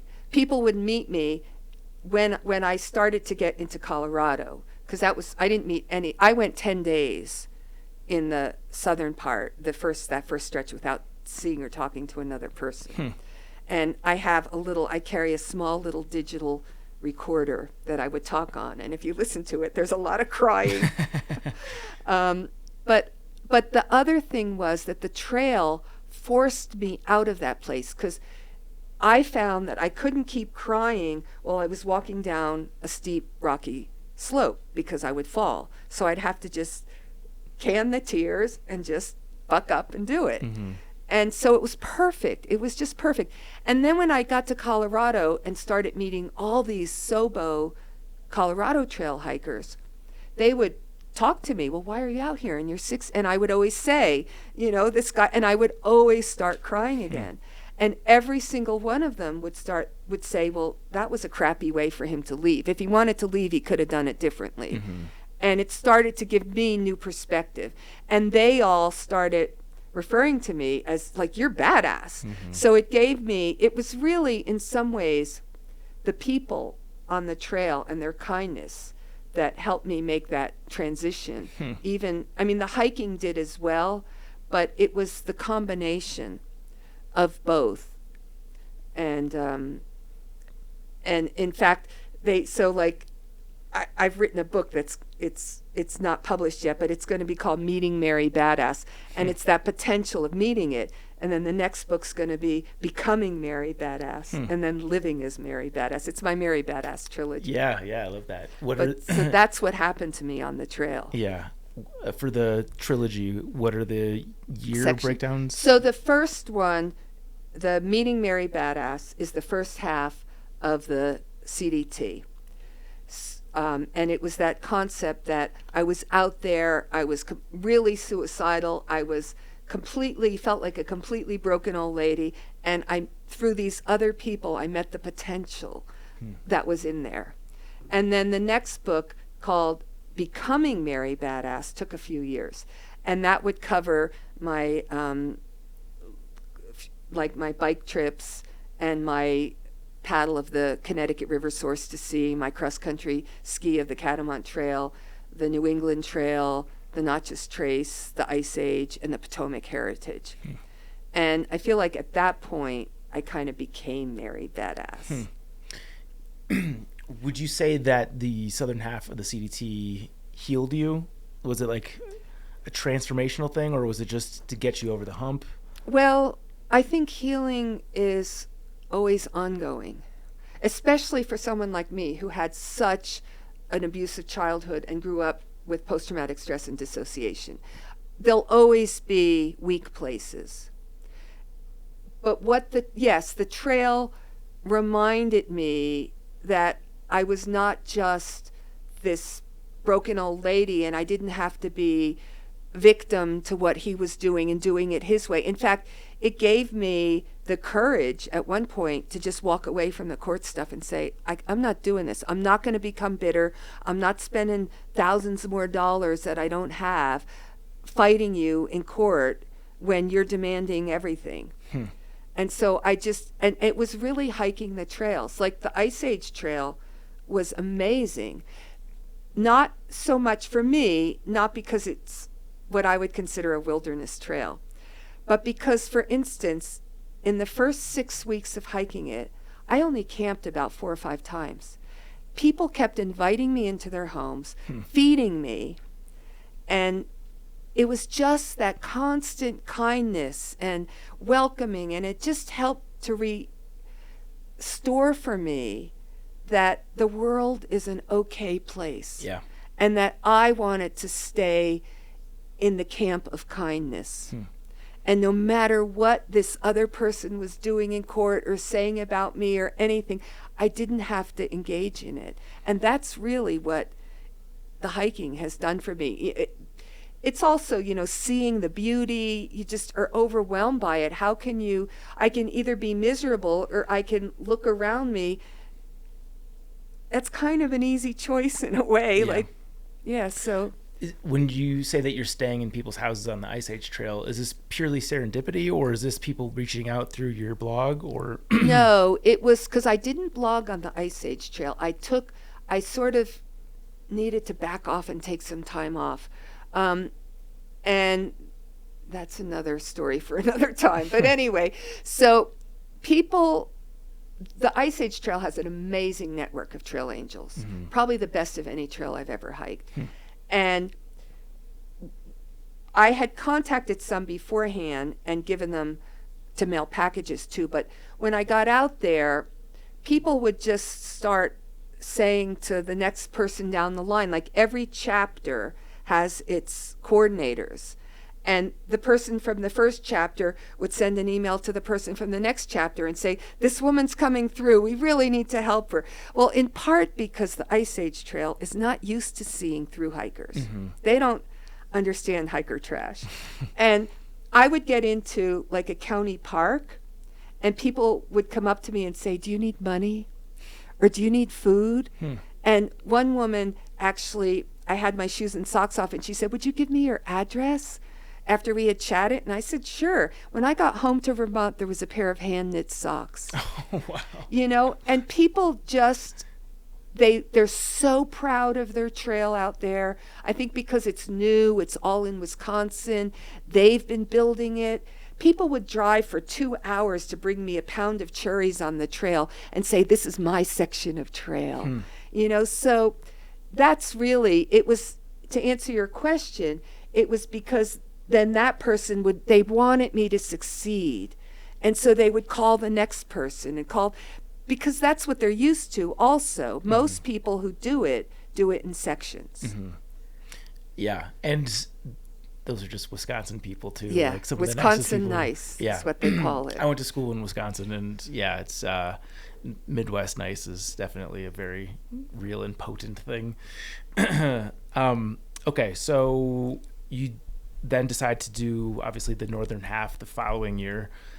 Walk me through that. Obviously a little bit less stressful in terms of doing it in the heat of COVID. I know it's still COVID-ish. Maybe. I mean, yes, it was interesting because, so again, I decided to flip-flop it because I wanted to start early and I wanted to get the basin done early. So I started at South Pass City and walked south back to close to the Wyoming border where I had gotten off. And when I was doing the basin, I started out too fast. It was the one time I broke my rule of never taking painkillers while I'm walking. So I took some ibuprofen because my knee was hurting. And I ended up getting bursitis in one knee and was told I had to take 3 weeks off. And I thought, I'm not going to do that. So I went into, I'm going to forget the name of that town. And there's a 36-mile road walk in there where you can either do the trail where there's no water or you can do the 36-mile road walk. So I went to Walmart, picked up a pair of crutches, and did the 36 miles on crutches. I had such blisters on my hands. People gave me, I had padding, but I didn't think about buying bike gloves. Yeah. And then a biker gave me a pair of extra gloves. And then this guy stopped and gave me his work gloves that had gel. That helped. But it took me 5 days to do 36 miles on crutches. How often are people stopping when they're seeing? All the time. Yeah. Every single car would go flying by, slam on the brakes, back up, and go, "Are you all right? Do you want a beer?" I could have been, I mean, I never would have been able to walk if I took every beer I got. Yeah. But it was interesting. Sounds interesting. Do you attribute the injury just to the fact that the basin is so flat? That was part of it. I mean, I really attribute it to the fact that after I finished the first half, I went home and I wrote a book. Mm-hmm. And so I was doing a lot of sitting. And then I went back out, and I was still in pretty good shape, but not enough to really be doing 20-plus mile days. And because the water was far apart, and because it was flat, I was doing long days. Mm-hmm. And so it was that combination. And because I took ibuprofen to walk, and I didn't know how much it was really hurting. Yeah. And it was those three things. Yeah. I've been doing this weird hike around Denver, and I found that doing like the bike path sections is way more painful for me than doing the up and down hills. Absolutely. When I did the Potomac Heritage Trail, going down the bike paths that you walk down, it was tough. Yeah. Because it was flat. Yeah. It's kind of counterintuitive, but yeah, it's not. Well, because you're using the same muscle over and over and over, and you don't get any change. Right. Anything else from the northern half of the CDT that you want to relay? Well, one cool thing I saw was a mama grizzly bear laying like crossways in a cirque where the snow was, and the baby was running up the hill, getting on its belly and sliding down into the mother. I watched it do that at least a dozen times. That's cute. That was very cool. I did run into a fair number of animals. I think I saved 2 guys' lives because I met these 2 young boys, and they had their bear spray on the back of their pack, and they had a dog with them. And I said, that's not really the place for your bear spray. Mm-hmm. And they're like, well, we didn't know what to do with it. So I showed them what to do and take it off. And later that day, their dog got into a tangle between a mother and cub grizzly, and they tried to get involved, and they all got a little bit mauled, but they did were able to get their bear spray off and spray. And I thought, I wonder if I saved their lives. Yikes. Yeah. That's the last place you want to be, between mama and the cub. Yeah. And they really weren't very, aware. Yeah. Bear aware. Surprised the dog survived that. Tell me about this Vermont bike trip. Okay. Oh, I should back up for 1 second. There was, when I was driving up to Glacier, because I did the basin and then I went up and I didn't know if I was going to then go to the Winds and go north or Glacier and go south, but because of the way the snow was, I decided to go up to Glacier and come south. And the car I was in, the woman who was driving didn't have the safety on her bear spray, and it went off in the car. Oh my God. Did she crash the car?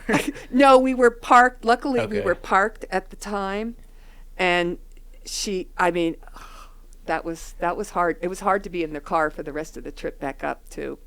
Yeah, how long does it take to ozone bomb? Like, what do you? We just had to keep the windows open. I Yeah. mean, we got out of the car and just stayed where we were for a couple hours, coughing, and that was tough. Yeah. Yikes. Okay. Bike trip. So when I finished the CDT, I knew I wasn't ready to stop yet. I didn't know what I was going to do, though. And you might think it's cheap, I have an e-bike that I use in Vermont instead of a car in the summer. I live at 1,400 feet, and there's one way coming in where in a half a mile there's like a 600-foot climb. I don't love doing that on my road bike. And as an example, my dentist is 36 miles one way from where I live. I live 8 miles back on a dirt road. The dentist is 36 miles. Well, now I'll take my e-bike instead of my car. Yeah. And I love that thing. I mostly keep it off, and I only put it on. Like when I'm coming back and it's 70 miles at the end of the day, and I'm coming back uphill, then I'll use the battery. Yeah. So I thought, I'm going to take that and Vermont has something called the 251 Club, where they encourage people to visit all 251. Now there's 252, but cities and towns in Vermont. And most people take I don't know, 10 years and do it in a car and whatever. And I thought, I'm going to do that in one go on my e-bike. So I got back to Vermont in early October, and it was rainy. So I took a week and planned this trip. And then when the rain cleared, I hopped on my e-bike, and I had this incredibly convoluted route that I had mapped out to just go to all 251 cities and towns in Vermont. It was 1,652 miles, and it took me 32 days. Wow. And when I was finished, I was pedaling in snow by the time I finished, because it was early November. Yeah. You know.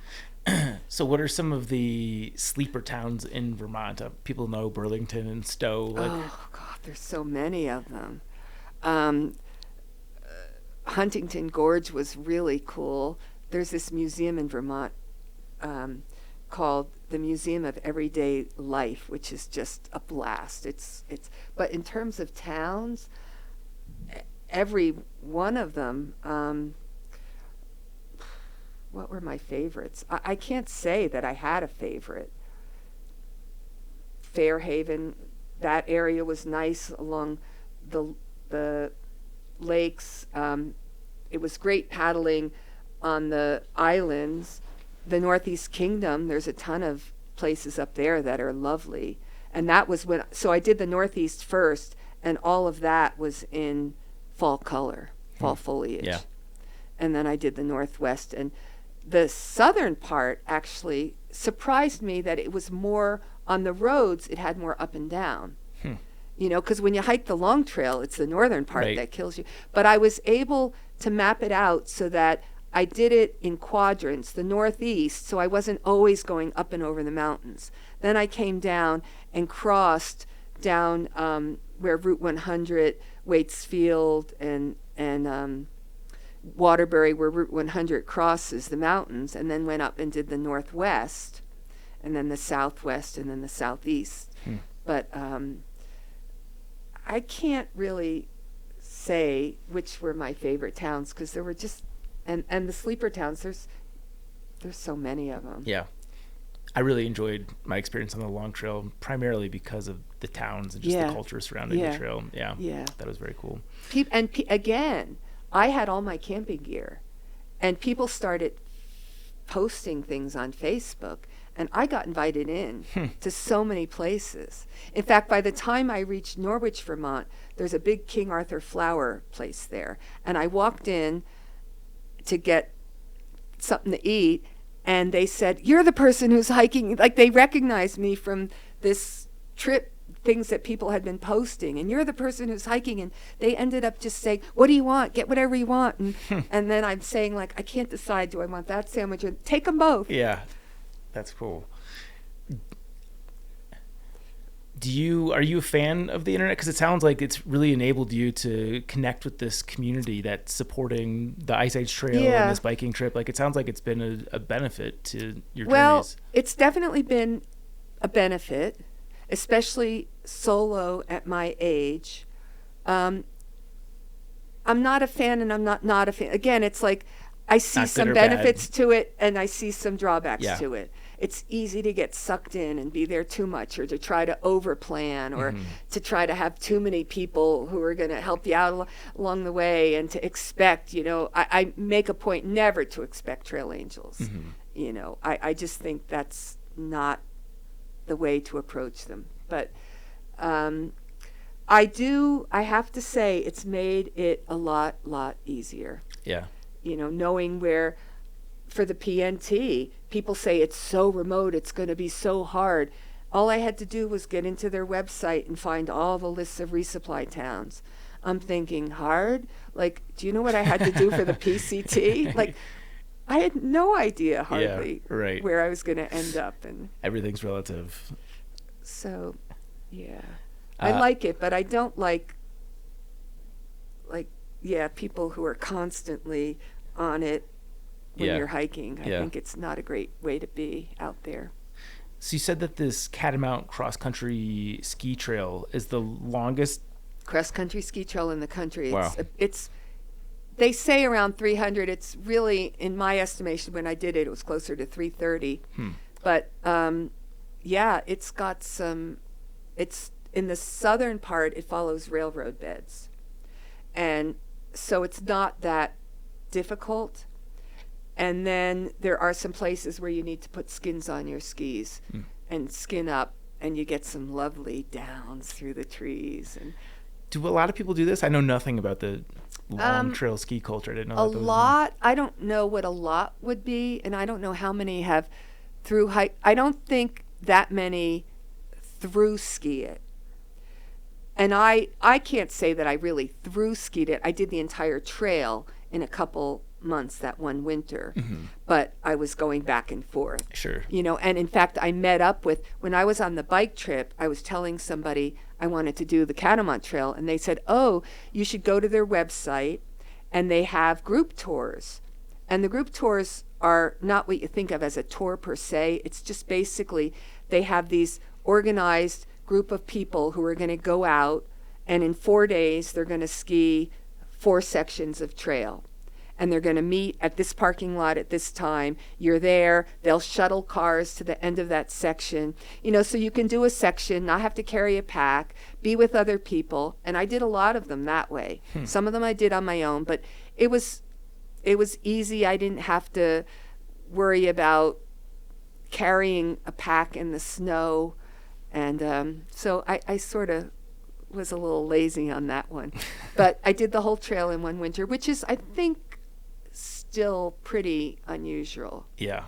I'm sure relative to your winter AT southbound thru hike, it probably felt... Oh, it was easy. Like, I was sleeping in my car. And when people on the hike, like on the tours, found out, they were like, you can't sleep in your car. And to me, it was a luxury. Oh my God, I have a car to sleep in. I'm not setting up my tent in the snow. Yeah, I don't have to pack sandwiches in my shirt. But again, when the year I did that, there were quite a few days where it was 20 or 10 degrees below zero, and it was cold. Yeah. So I was glad to not have to scrape the ice off the inside of my car windows in the morning. I bet. Would you rather deal with extreme cold or extreme heat? Probably cold, because you can always add more clothes, and as long as you're moving, you're warm. But then there is a point at which, if you're trying to sleep in it, maybe for sleeping, I'd say the heat, even though it's hard to sleep in the heat, you're not at least really uncomfortable the same way. Yeah. Like a deathly. Right. How about the Connecticut River source to sea paddle? So after I skied the Catamount Trail, I thought, I've hiked all of Vermont, I've biked all of Vermont, and I've skied all of Vermont. I should paddle it. And then How much paddling? Oh, you said that you'd done the whitewater kayak. And I've done, like, I did a 3-week canoe trip when I was 13 in the Adirondack Mountains, carrying, like, these wooden canvas canoes that were wicked heavy. And I did paddling up in Canada, and I've done a fair amount of paddling, but never like a source to sea solo trip. And I started researching, well, how am I going to paddle Vermont? There's Lake Champlain, but it doesn't go the whole way. And then I thought, well, the Connecticut River. And then I thought, well, why stop at Vermont then? You might as well do the whole river source to sea. So I hiked up to the Canadian border with New Hampshire, north of Vermont, and found where the river was bubbling out of the ground. And then I hiked down to what's called Fourth Connecticut Lake and tried to follow the river. The river's not paddleable there. And just followed it down until you get to Third, Second, First Connecticut Lake, and then Lake Francis, which are these great big lakes. And the wind comes up. They're basically there because of power dams. And I paddled those. And then I went, because I live in Vermont, this was easy. There's a section of trail that's 12 miles, I think, about, of at least like class 3, depending on how the water's running, class 2, 3 whitewater. There was one class 4 rapid that I portaged around. But I went home, I went back to my house and gathered a couple of my whitewater paddling friends. So we had 3 old lady geezers in our whitewater boats, and they drove up with me for the day. And on June 12th, I always know it's the 12th because that's my birthday, we paddled down, we did the whitewater section. And then I wasn't sure what boat I wanted to use for the rest of the river. And I was riding my bike to the dentist one day, and there's this kayak out by the road. And I knock on the door. I say, "Are you selling that?" And they said, "You want it, you can have it." So I have a little trailer for my bike, and I went home and pulled the bike home. Got the trailer and pulled the boat home. And it was great. It was a Perception Pacifica, some probably fairly old boat, but it had a dry hatch in the back. It worked perfectly. And I paddled the river. At one point, I'm thinking, my boat needs a name, my boat needs a name. And I meet this woman who it was the 4th of July, and she fed me, you know how people do when they start chatting with you. And it's like, "Would you like some lunch?" It's like, "Yes." And I told her my boat needs a name, and she said, "Well, you're just like Forrest Gump, so your boat is Jenny." Because that was Forrest Gump's boat's name. Yeah. So she wrote Jenny on my boat, so now I had Jenny. And it was really interesting to see. I didn't think I would enjoy it as much as I did. There's some lovely campsites along the river, and the river gets wider and wider as you go out to sea. You're contending with some big mucka boats by the time you get to the Long Island Sound.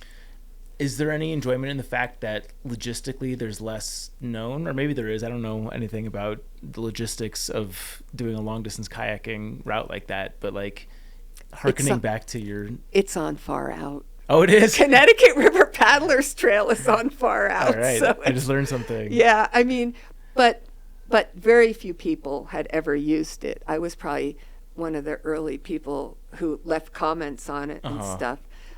There's not a whole lot of people that have done it source to sea, but it's growing. A lot of people, again, will do it in sections. And on that trip, I had one of the proudest moments of my life. So here I am blogging as I go along, right? I have this blog, and I'm always talking about kindness and about the importance to embrace difference, and how people can meet me when I'm hiking, and it doesn't matter what we believe politically or religiously, they'll still give me a power bar. We can still trade stories. They'll welcome me in. And so I've been writing this, right? And I get to the last night of the trail, and I'm camped, and I actually paid for that campsite because it was the Connecticut State Parks along the river. They had these sites. And I stopped early so that I could do some writing and reflect on the trip. And 12 drunk jet skiers show up. And they come to shore, and they start just cursing out those effing liberals and blah, blah, blah. And they keep looking at me, and I was feeling a bit threatened. And most of these were big guys. And I'm thinking, oh my God, I should call the police and tell them, like, this is my site, you know, I paid for this. This is my... And then I thought, wait a minute, you've just spent the last 3 years writing about kindness and embracing difference. I said, you have to put your money where your mouth is. So I went down to the beach, and I started chatting with them, and I said, you know, I'm a, what was I then, 65-year-old woman who's just paddled the entire river, and I just wanted a quiet night here. And I said, I'm old enough to be all your mothers, and I'm one of those effing liberals you're talking about. And they tried to engage me in politics, and I said, no, I don't care what your political persuasion is. I just care how you treat people. Are you kind? We all want the same things. I said, we all want health care. You know, we all want to be able to have enough to live on. We all want food. We want our kids to have a good life. And one of the guys went to his jet ski and got a Coke and a granola bar and said, would you like these? And they had a powwow. I left, and they had a little powwow, and they picked up their beer cans, and they left. And a couple of them came back and started like doing aggressive donuts in front. But for the most part, they left me alone. And I thought that, you know, and it wouldn't have been without all the adventuring I had done and the writing, like putting it out there. The writing has really helped me to integrate it and to say, well, you've got to live what you're preaching. That's an amazing story. I chuckle at the part where there's still those two dissenting assholes that come back to do donuts while the rest of the group has already come to the conclusion, like, let's not be jerks. That's funny. That's good. That's a very touching story. Thank you for sharing that. I think we've talked about the New England Trail on this podcast before, but I am sparse with the details on it, so I guess it's been long enough. Tell me about the New England Trail. It's short. It's only a couple 100 miles. It is actually tougher than you would think. There are the ups and downs, I think, on that trail were maybe some of them were steeper than any trail I've hiked. And There was where one. is it? It goes from Long Island Sound up to New Hampshire. Okay. There was one day, for instance, when I did a 15-mile day, never got above 1,000, never even got to 1,000 feet in elevation, but climbed 5,000 feet. Wow. You would do these steep little ups and then walk across these flat, like mountaintops, and then steep downs. It was interesting. Water was sometimes hard. It was hot, but there are trail angels. Camping is tough because you're not supposed to camp along most of it. And the So trees. do people just plan the mileage based on where you were supposed to camp? Is that how it works? Or Well, you can't really do that unless, like, a lot of people pay to stay in hotels when they get Okay. off. I did end up running into this woman trail angel who slacked me for quite a few days. Like, she would pick me up and bring me to her house and pick me up and bring me to her house. And an amazing story is that when I reached on the Arizona Trail, the lodge at the North Rim, I'm sitting there charging up my phone, and this woman comes up to me and says, "Mary, badass."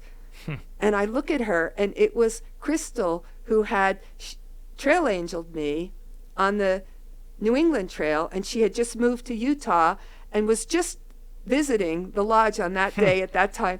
It was really something. She ended up giving me food to resupply for the whole next section, and it was really another one of those trail miracles. Yeah. I mean, I think when you open to them and stop worrying about where am I going to get water tonight, where am I going to camp, am I going to get a ride to town, and I've just learned to stop worrying about that.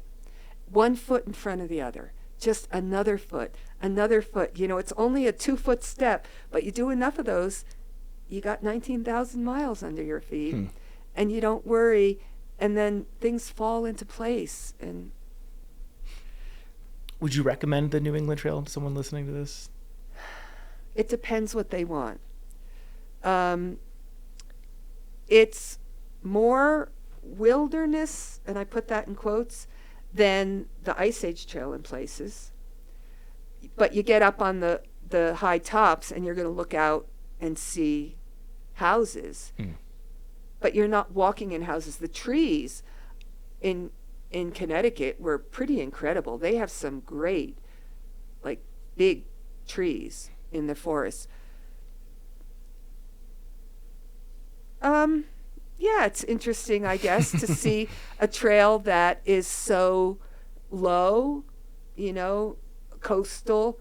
And then you get into Massachusetts, and there's some tough little stuff there too. The Sisters area where you're going up and down around Mount Norwadik and the Holyoke Range. And again, I met some really kind people. So I guess for the variety, I'd say, what the hey. Okay. The only one of the National Scenic Trails that maybe I wouldn't highly recommend is the Natchez Trace. That was the next one on my list here. Yeah, I've heard that, I think, pretty consistently too. Well, and here's an interesting point, because people think to do it, you have to walk the 400 miles on the road. I talked to all the rangers and the people. They said, no, we don't want people walking. You have to walk the road because that's not part of the trail. But you do have to do all of the, 60 some miles of trail that's off the road. They said that originally they were going to run the trail parallel to the road. It never got anywhere near completed.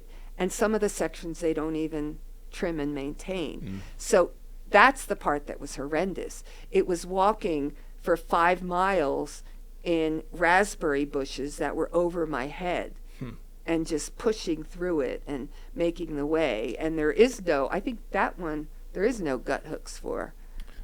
Or far out. Yeah. So if you could get some sort of a shuttle and just do the parts that are away from the road, that would be the way to go about it. That is the way. I would definitely say make sure to do all the trail, but you don't have to walk the whole road. Yeah. What I ended up doing was I put 2 bikes. I had my e-bike and I had my road bike.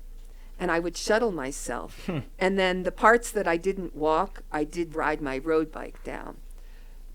And I would use my e-bike to shuttle me back, so I would ride my road bike and leave my e-bike hidden in the woods maybe, and then ride the e-bike back up to the car and then, pick it up. And so I actually kind of biked it twice. Sure.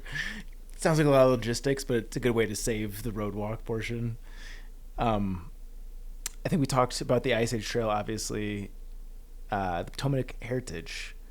Yeah. How'd you like that? I should say, though, on the Ice Age Trail that, again, I was going to ride my bike as a shuttle across Wisconsin because 1,200 miles to hike it, but only 300 miles to ride your bike across the state. But Trail Angel came out of the woodwork and said, I'll take you to the trailhead. She lived towards the end of the trail, and she took my car home. She housed it for me in her garage. It was just amazing what they did. Yeah. They were just so, like you said, Wisconsin nice. Yeah. Now, the Potomac Heritage was another story. I made a bunch of phone calls to really find out what the story with that trail is, because most people walk it from the coast and they just do one loop up. But actually, there are all these other pieces you're supposed to do that are mishmash. Some don't connect to anything else. There's a little part here. There's parts on both sides of the Potomac River. And again, when I called the Potomac, the few people who kind of are the Potomac Heritage, like starting to get the trail together, they weren't all that organized. And they said to me, oh, there's no way you can hike the whole thing. It just can't be done.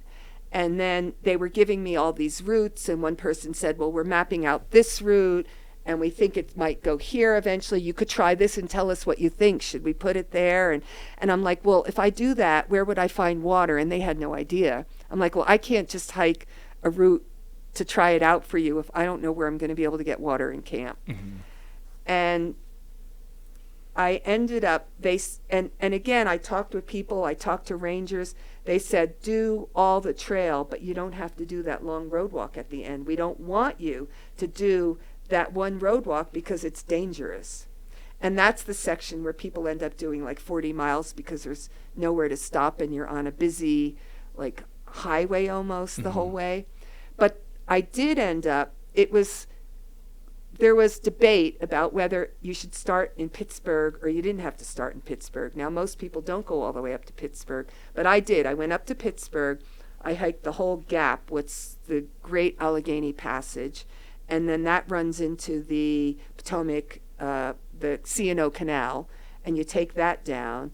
And then you have to keep winding your way through D.C. and through some other places.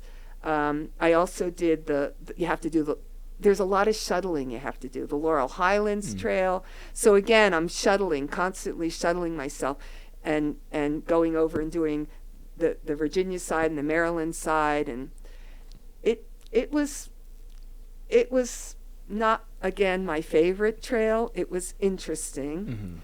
Again, I met some interesting people. Just want to help when you're out there. They don't see hikers. I saw maybe 3 other people with backpacks the whole time. I saw a lot of bikers. Well, when I did the Laurel Highlands part of it, I met maybe 5 backpackers doing stretches. But like this one guy had a bike. He had an e-bike, and he would take my pack and bike it like a couple miles up the trail and then wait for me. Yeah. And then do it again and do it again. A little bit of slack packing. That was I don't mind slack packing. Yeah, sure. And so that was cool. Again, people were kind. It's set up for bikers mostly. Yeah. That part of it. And the Laurel Highlands piece is a hiking piece, and it's a nice little section, but top of my list. I mean, it's hard when you've been out here and hiked in Glacier to. Sure. Yeah. You're probably looking forward to some more of the straightforward National Scenic Trails that you have left here, like the one that you're about to start. Actually, I had some trepidation about, can I really do the PNT? And it's like, yeah, of course I can. But after that, then it'll be Florida. I have Florida left. I've got 8 of them done, 8 of the 11 done. Mm-hmm. So it'll be the PNT, and then Florida, hopefully this winter. And the North Country Trail? And then North Country. Is that next year? I haven't gotten that far ahead yet, right. but I have to look at it, and quite possibly, will I do it in the thru, or will I break it up?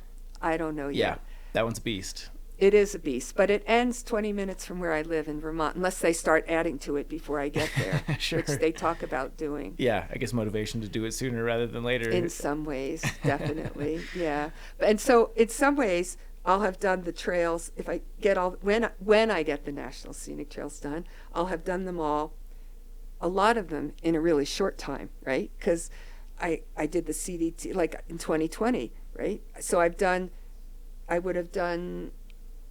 8 done now. So I've done 6 of them just in the last few years. Mm-hmm. But on the other hand, I've taken the longest time to do them because I Sure. started in the 1980s. Yeah, right. What, 42 years ago? So, yeah. That's a nice gap. That's impressive. And we talked some about your Arizona trail hike. Is there anything left with that you'd like to share? Well, again, there were some lovely trail angels that I'm always so grateful for. You know, my motto with trail angels is expect nothing, appreciate everything. And I was surprised. I loved the flowers, the cactus, the saguaro. I was surprised to be in so much snow. I was in 22 inches of snow coming over Mount Mica. Do you see snow through a lot of the trail? Well, not once you drop down lower. I had snow on Mica and Mount Lemmon and all the high places down south. Now I'm even dropping, not Miller Peak, is that the first one? What's the first one you go over from the south? Anyway, there was snow on that as well. But then when you drop down, you're out of it. One nice thing is it had, because of the snow, there was water. And the Arizona Trail does a really good job of trying to cache water in places where it's hard and have those rain collectors. I was surprised at both the number of incredibly long distance, like people who had a lot of miles under their feet, and completely brand new hikers on that trail. Like people, it was their first ever thru hike. And there was that mix, but I liked it. You know, it was great. Yeah. Is it cool to now be doing these thru hikes and seeing a lot more people out on trail? Like you look at something like the PCT today, and they're issuing permits because it's so popular. And now you're out doing something that people hadn't even heard of, the AZT, when you started thru hiking, and you're running into it. I haven't yet experienced like the numbers of people that are on the AT and PCT now. It's going to be a shock when the PNT hits up with the PCT at one point, and it's going to be a shock to see how it's changed. Yeah. I know that. And the trails that I've been doing are all pretty much low usage. There's not a lot of people out on them. I've hiked the last 7,000 miles in these last few years, pretty much solo, not seeing very many people at all. And the Arizona Trail was the first one where I kind of was in the bubble of hikers. Now, most of the time, hikers go by me. Although I was surprised that I held my own and with some of them, because most of them are a fraction of my age, right? And they're using, like, I can't hike in running shoes because I twist my ankles. I only have like half the ligaments left in each ankle. You know, I've broken both my knees at times. I've had so many injuries. The fact that I'm out there at all is sort of a miracle. And if I didn't wear boots that came over my ankles, I would have broken my ankles many times because I twist them. Yeah. So, and it doesn't sound like much, but a boot is more you're lugging on your feet. I don't think you can quite go as fast in them. Yeah, right. And I'm old. I just can't go quite as fast and keep it up. I definitely now need more days to recover. If I do a couple of 20 somethings back to back, I really like having a down day. And are you treating yourself to hotel rooms now, or? Well, I don't really have the money to treat myself to hotel rooms, although there have been a few people now reading my blogs who have had said, can we help you? Because they're enjoying, I have this blog that it's at themarybadass.wordpress.com. Okay. Yeah. And I just learned how to do an Instagram, which is at themarybadass. I mean, I'm such a Luddite. But, and so here's the deal. I blog on this little, I carry a mini iPad to blog. And I thought, I can't carry that on the PNT. I want to get my weight down. And then I thought, well, it would be nice to have another backup battery if I'm using. I do have maps and compass. I will carry maps and a compass. But I thought it would be nice to have either a second. I carry just one 10,000, charger for my phone. Mm-hmm. And I know when you use the GPS a lot, like if I'm using it to stay on track in the Lion's Head section, which is all 6 mile bushwhack, it's going to run the phone down quite a bit. And I thought, if I get those other things, I'm not carrying this iPad. I'm not blogging on the next trip. So I posted a blog and I said, here's the deal. I realized if I get an iPad, a new mini iPad that has cell capability, it'll have a GPS chip in it. I could use it as backup if my phone goes down, so I wouldn't need to get the extra battery. It'll give me extra battery life if I need it. There were a few things I realized I could use it for. I said, if you want to help me get the iPad, I'll keep, and any extra money I'll put towards staying a night in a hotel, because it takes me about 5 hours at least in towns. I post, like on the Arizona Trail, I posted a post every other day. Wow.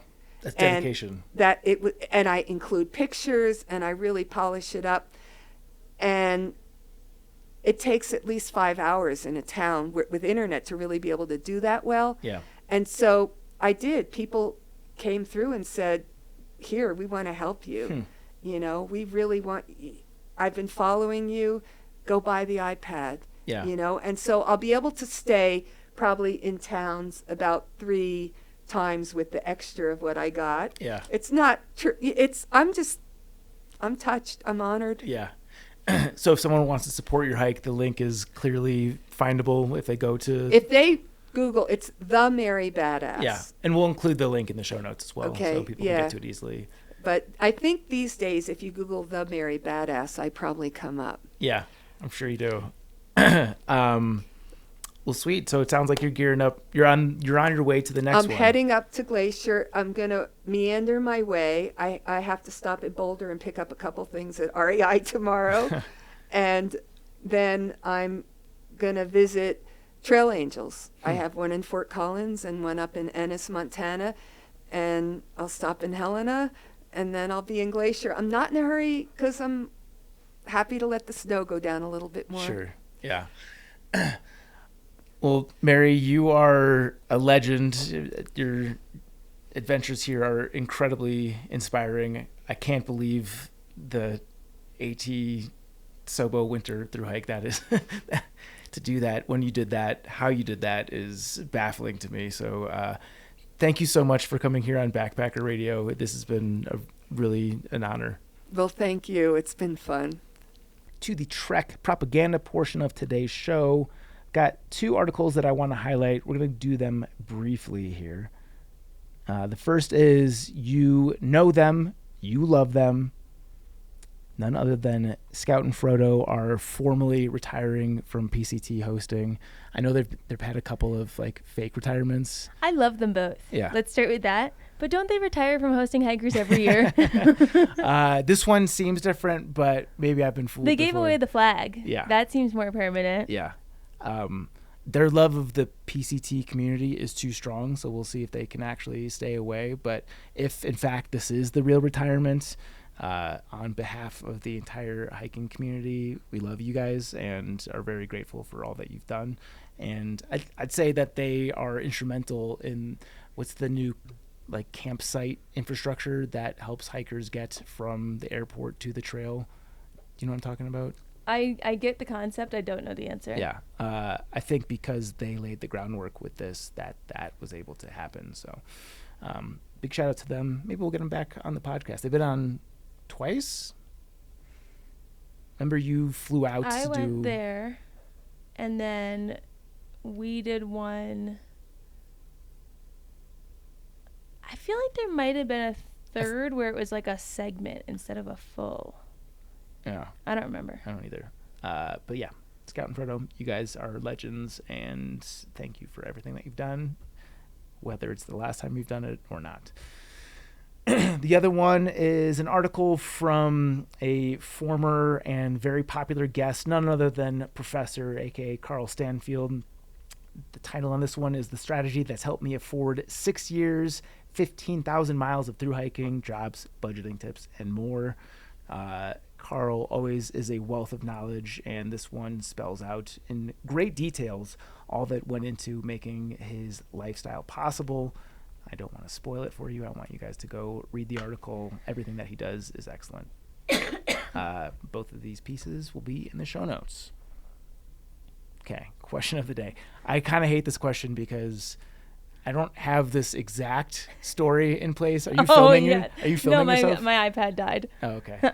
I don't have this exact scenario played out, but something similar happened to me somewhat recently. I don't love that for Jenna, but I love that you have a story. Yeah. This is one I saw, and I figured it'd be perfect to ask you. Question of the day. Your wife has been kidnapped and is being held in a location 30 minutes away. You're driving to rescue her. It's a warm night and your windows are down. Do you listen to music on the drive? Yes or no? So probably a month and a half-ish ago now, and Jenna wakes up sicker than she's ever been. Like, she's in the fetal position on the bathroom floor, naked. Lots of bad things are happening. Paramedics come, haul her out in an ambulance, and they recommended that I follow her as opposed to go in the ambulance because the good chance that she would have been discharged that day or soon, and need a way to get back. So I did. So I'm following an ambulance, and I'm in and it's just silent. I don't remember the temperature. I don't remember if my windows were up or down, but I'm like, I had the crossing thought of, do I listen to something right now? And part of it is you've got such severe anxiety that you want something in the background to hopefully just take 10% of your mind to somewhere else. So yeah, I put on a comedy podcast. I was about to say, was it music or a podcast? It was podcast. Shout out Matt and Shane's secret podcast. But yeah, I didn't like, it was on, it was background noise, the way that I think a lot of people consume like talk radio is you're not actually listening. At that instant, I was too anxious to actually be consuming anything that was being said. But having like the familiar sounds of a podcast that I listen to a lot, I think was helpful. I feel like that's the best answer you could give because it feels better than music because you're not like jamming out to following her. Shake it off. Yeah. But also because the genre was comedy, I feel like you can tell it is to calm the nerves. Like you're putting on something so drastically different than the scenario. Yeah. Like something like Serial would be a little heavy for the circumstance. But yeah, that was what I did. I don't know if it was the right thing or the wrong thing, but this was prior to me knowing that this question was going to be delivered. So I was in a similar scenario. Interesting. Yeah, I think that was probably the best answer you could have given. Yeah, good. I passed the test. What would you do? Should let you go first because your answer is hypothetical. Mine is not. I would have to listen to something, I think. to, like you said, keep my mind off of just racing. I don't know what I would go with. Maybe an audiobook, maybe like some fairy smut to just really leave the realm of the real and go somewhere that's not real. Do you think you'd be able to listen, like actually I wouldn't be listening to like a smut process? No, I'm not listening to like one of those chapters. Yeah, but I'm saying, like, are you able to actually pay attention to the audiobook? Well, I'm thinking about flying right now because when I fly, I hate flying. And I'm re-listening to A Court of Thorns and Roses, which I've already listened to before and I already know how it goes, but just because it is light and not familiar.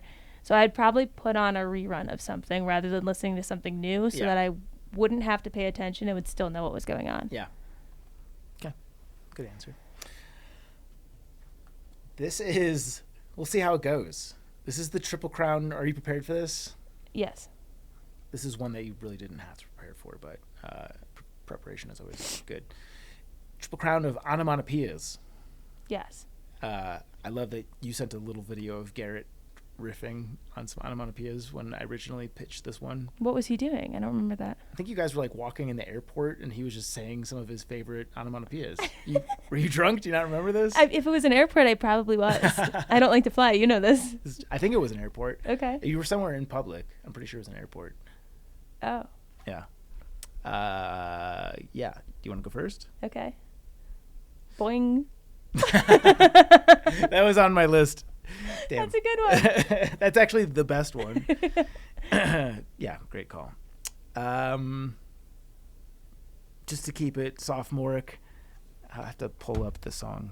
Let's see if I can do that real quick. I don't think this is a conventional onomatopoeia, but do you know Childish Gambino? Yeah. Donald Glover? Yeah. In the song, I think it's Sweater. I forgot how he rhymes it, but at one point, let me just pull up the song.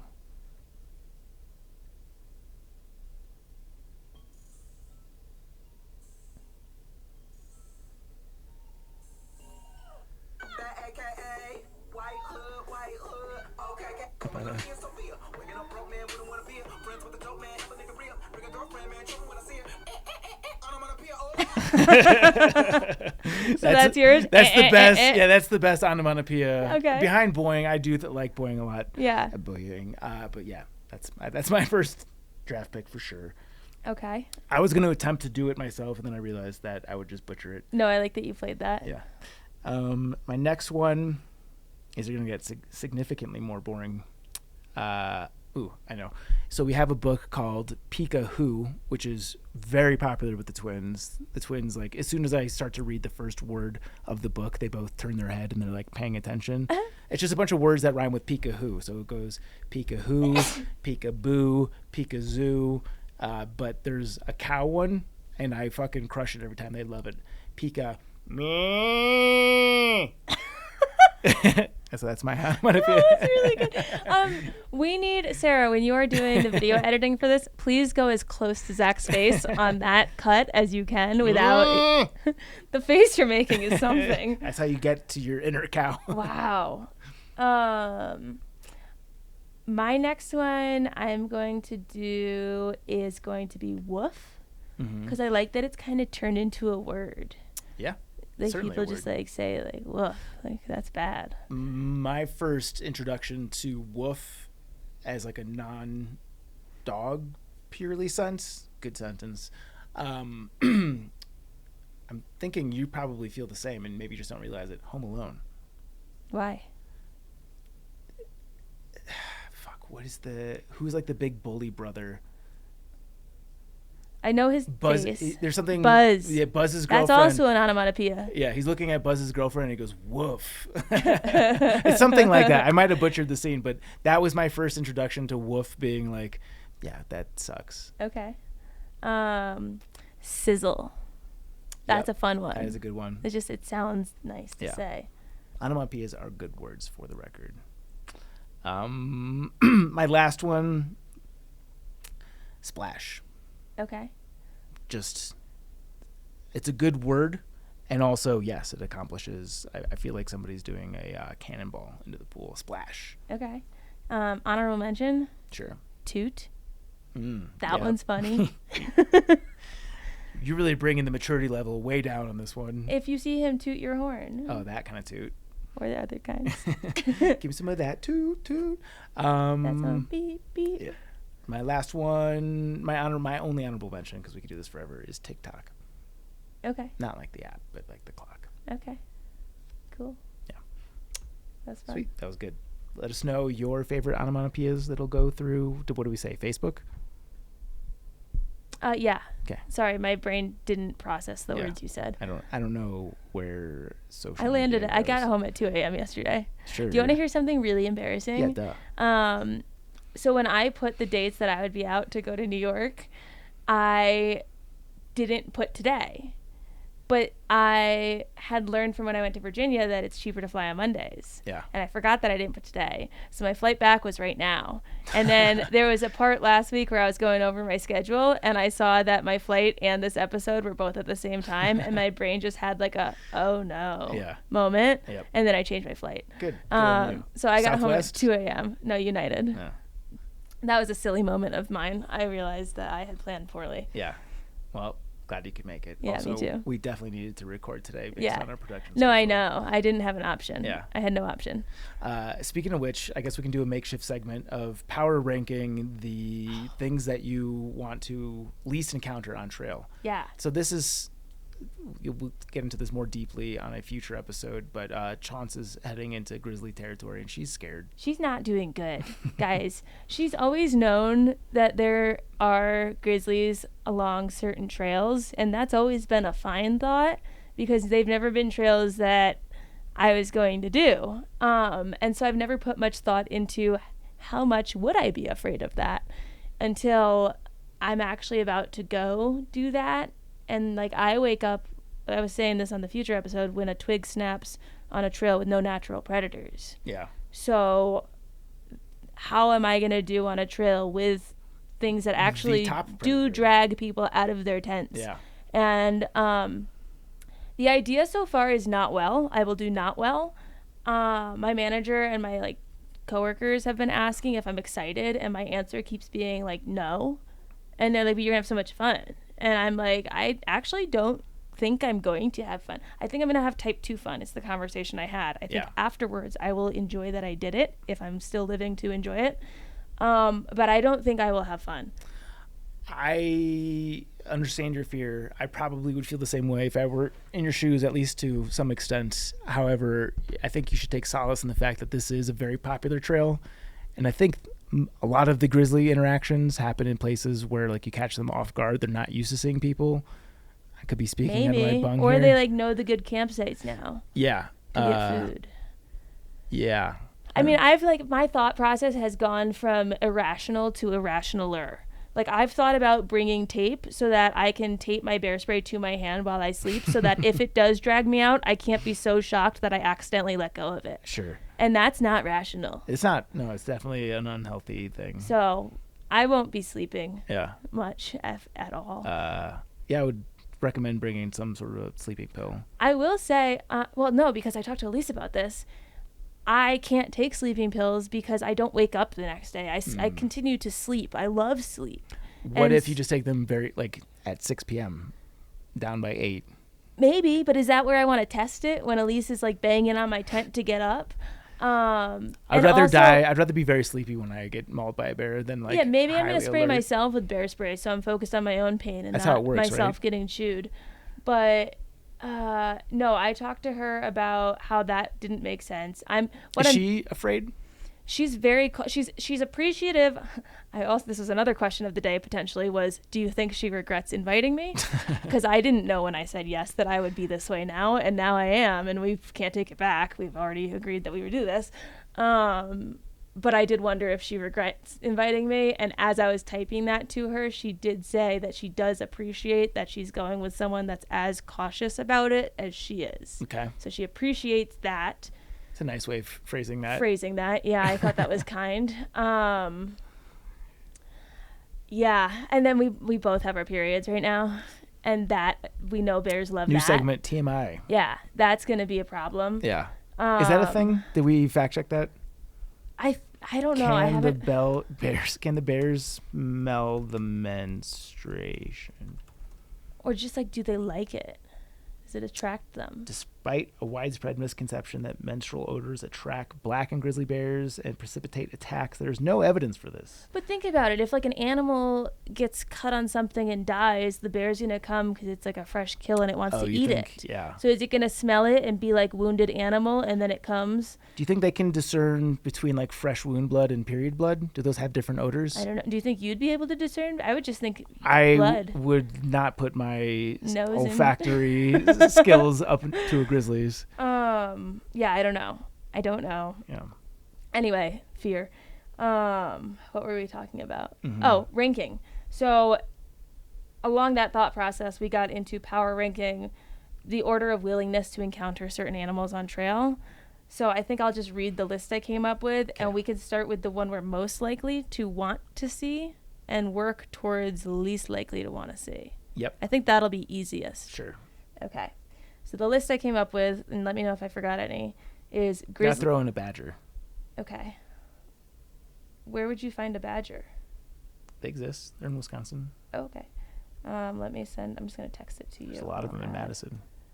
Badger. I gotcha. Okay. So the animals are grizzly, wolf, moose, black bear, mountain lion, rattlesnake, tarantula, tick, mosquito, deer, mountain goat, marmot, marten, fisher cat, very close, bobcat, coyote, elk, pika, bison, badger. I think the one you'd be most willing to see is probably universal on this list.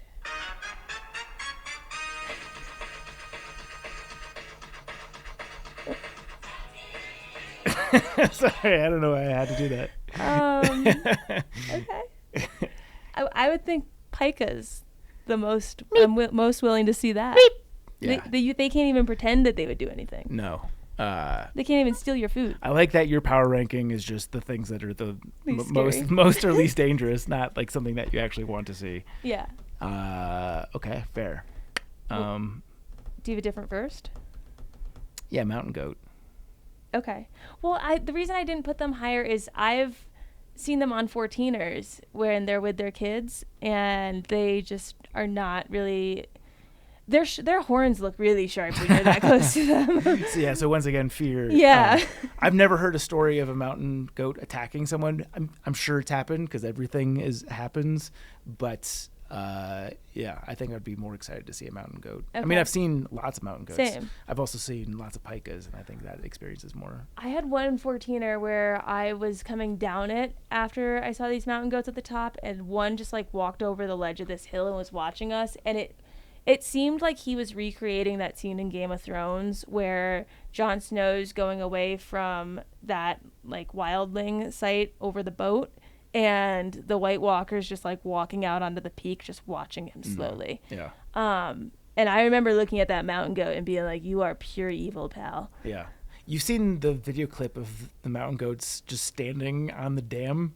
It's like a vertical dam. Maybe it's a Yeah. rock wall. I forget exactly, but it's something vertical. There's Goats just mountain are goats crazy. standing on it.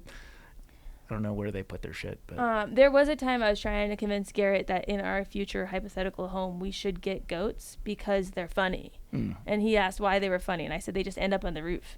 yeah. And then he brought up the point of, but then you have to get them down. I didn't think you had to. I thought they could just figure it Yeah, out. they can figure it out. Anyway. Okay. Next, I would put deer. Easy. Not going to do anything. Again, you're just going on the pure fear list, huh? Yeah. I'm going to go bobcat. Okay. I'm not afraid. I don't think I'd be afraid of a bobcat. No. They seem like friendly cats. Yeah. They're like foxes, Yeah. basically. Like once they get to be bigger, the bigger evolution of that animal, it starts to get spooky. But a bobcat, unless like you're an infant, I think you're probably safe. Yeah. I'll put bobcat after deer. Okay. Next, I'm going to go with black bear. I have fun seeing black bears. Look at you venturing off the danger list. This isn't okay, but I think my brain believes that East Coast black bears are pussies. I just don't see them doing anything bad, which is how people end up getting hurt. Yeah. But I'm like that person in Shenandoah or in the Smokies that dips their hand in honey and is like, what a cute bear. There are too many videos online of like, I saw one recently of like a party sitting at a picnic table outdoors and like the bear's just sitting at the end of it. And they're just like giving them spoonfuls of peanut butter. So funny. Not okay. Add the asterisk like that is terrible because you're killing the bear. Add the asterisk that I know this isn't the right way to think, but my brain can't help but view it this way. In a vacuum, I think everyone's default brain is like, this is cute and hilarious, but let it be known that it's not. You're probably killing that bear because now it's going to approach people and they have no choice. And I also mean the black bears that are black, because in Colorado, you'll see a black bear and those are lower down my list. The brown ones. Yeah. There's black and brown bear in Colorado, but I'm talking about, okay, let's say California then. You see a black bear and it's brown in color. I think they have black bears too. Black bears are grizzly bears. Or not black bears, brown bears are grizzly bears. But there's brown black bears. Yeah, but I'm saying also exists black bears in California. Yes. Yeah. Oh, I thought you were saying there were brown bears in California. No. Yeah. Got it. We're on the same page. I'm specifically ranking in this slot an East Coast black bear. Okay. Are we just doing a collaborative power ranking? Yeah. Okay. I will go with an elk. Yeah, those are cool. Yeah. I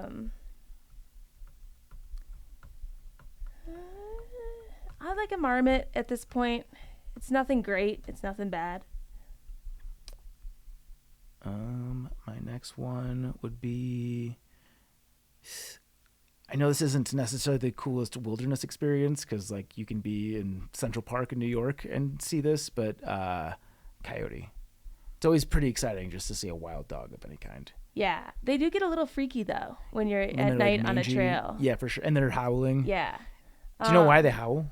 To talk to their friends. They're doing a roll call to see if any of them are gone, and then if like 2 are missing, they reproduce the exact number to replace their population. Yeah. I know, and I've told this before, so I'll be fast with it. Is on the Colorado Trail there was a like V-shaped turn that I camped on the V of, and I heard a howl down in the valley, a howl to the left, and a howl to the right, and they kept doing Sounds that like a country song. until they met up with each other. And that's what they did. They met up with each other, and then they went off and did some coyote shit. Yeah, fuck yeah. My next one, I know that they can be mean, but they are just so gosh darn cute, is a marten. Ooh, What's that? The show Martin. Oh, okay. Martin Lawrence. That might be before your Look time. at him. Yeah, they're cute. Kind of the same answer. A fisher cat. Okay. Are these guys nasty? I don't know if I know much about fisher cats. I think they are nasty because I was just talking to someone at the house in New York about fisher cats because I was asking that same question, and they said they are mean and they're like 2 feet long. And here's 2 photos of them. They're like big martens with possum faces. Yeah.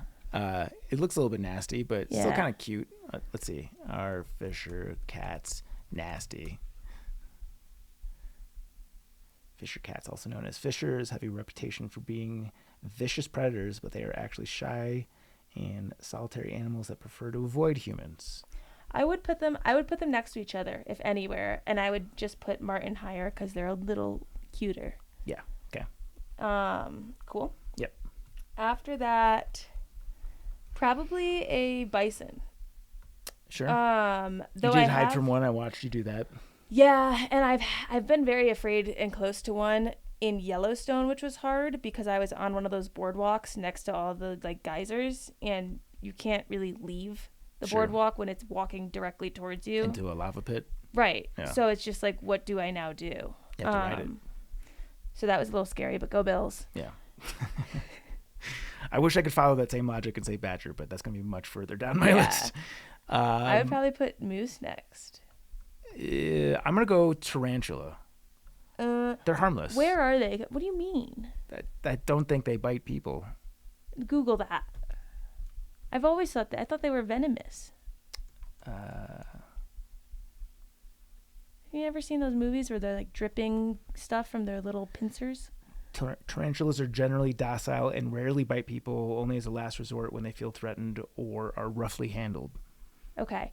I will also then rank it where you did, provided that I'm not cowboy camping in the desert and it's not touching me and it's not in my sleeping bag. Yeah, I don't want any kind of bug on me. No skin to skin contact. Are tarantulas poisonous? I think we covered this in the snake guy episode. Poisonous is if you eat it. Venomous is if it Yes, eats tarantulas you. are venomous, but their venom is generally not dangerous to humans, so we're fine. Cool. Rank them there. Oh, we should add scorpion to this. That'll probably be similar. Okay, fine. Then moose. Because a moose can be really cool to see. It can also be really scary. Yeah, we're charting into... We're getting scary. You can get fucked up real good territory. Yeah. But could also be fine. Yeah.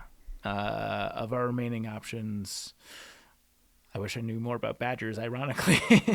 But yeah, I think I take moose over badger. You're going to have to queue up a certain song for that one. Was that a song? This one. Oh. Because that, I think, is coming up song. next. I know just the song.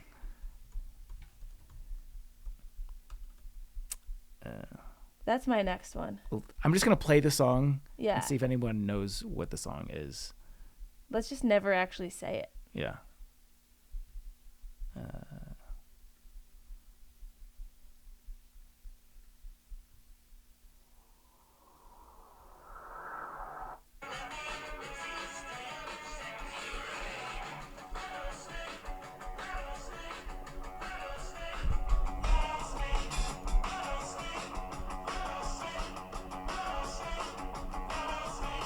Do you remember how bad that song was the first time we listened to it? It's grown on me. It's gotten really good. Yeah, it's like a snake that bites you and the venom pierces through your veins. Yeah, no, it's I can't wait. Yep. Okay, now it's like... Yeah, we're getting into actual not fun territory. I'm between tick and wolf. I will go wolf. Yeah. I mean, if this is just a sighting... Yeah, where am I seeing the tick? Right. Is it on me or am I just seeing it? I think I should still choose wolf because if I see one, then I'm going to be paranoid that they're everywhere. They're lurking everywhere, and I won't be able to just calm down seeing a tick. Yeah. If I see a wolf, easy for me to say here from the comforts of my wooded office, I think... Once the wolf meanders off, I'm going to be like, that was the coolest thing I've ever seen. Whereas with the tick, I'm going to be like, fuck, I'm in tick territory. I had a stupidest moment of the day today in regards to wolves because I sent a photo of a wolf in the Tetons to Elise. And I said, my newsfeed is being funny. Yeah, you're devoting a lot of mental energy to this bear thing, but have you considered wolves? And she goes, okay, I would love to see a wolf. They don't give a fuck about humans. I said, dude, same, how cool. And then she said, I think almost zero stories of them ever attacking humans. And I said, just without even thinking, Beauty and the Beast. But that was France and fiction. So yeah, wolf. I think a shit ton of wolves were killing people during World War One. That's far enough time has passed. Yeah, and a different landmass. Probably different wolves. Yeah. Okay. Badger, mountain lion, grizzly. I might take badger. We should have put hogs. Wild hog. Put wild hog because it's still in this. It's in this territory for me. I would take hog before tick. Really, like an Arkansas. Google Arkansas wild hog before you say I know they're terrifying. Yeah, but there's this one picture, and they're mean. They're intentionally mean. How many people die of wild hogs? I don't think that's a thing. Google that. Yeah, no, I mean, these guys... Yeah, look, kind of this cute. is the one. These two. Look at the guys standing we've with looked them. at this picture before. That is, I mean, I can't believe that exists. That is Bigfoot. I'll take a tick before him. Yeah. Okay. I'll take a tick on me before that him. particular guy. Yeah. Probably. That's a cow in a pig's outfit. But there's no winning in that circumstance Yeah. if it's me. How many people die to wild hogs? This podcast is slowly just becoming me Googling Yeah, things. this is our Google segment. Yeah. Between 2014 and 2023, the average yearly number of fatal shark attacks, what are we talking about here?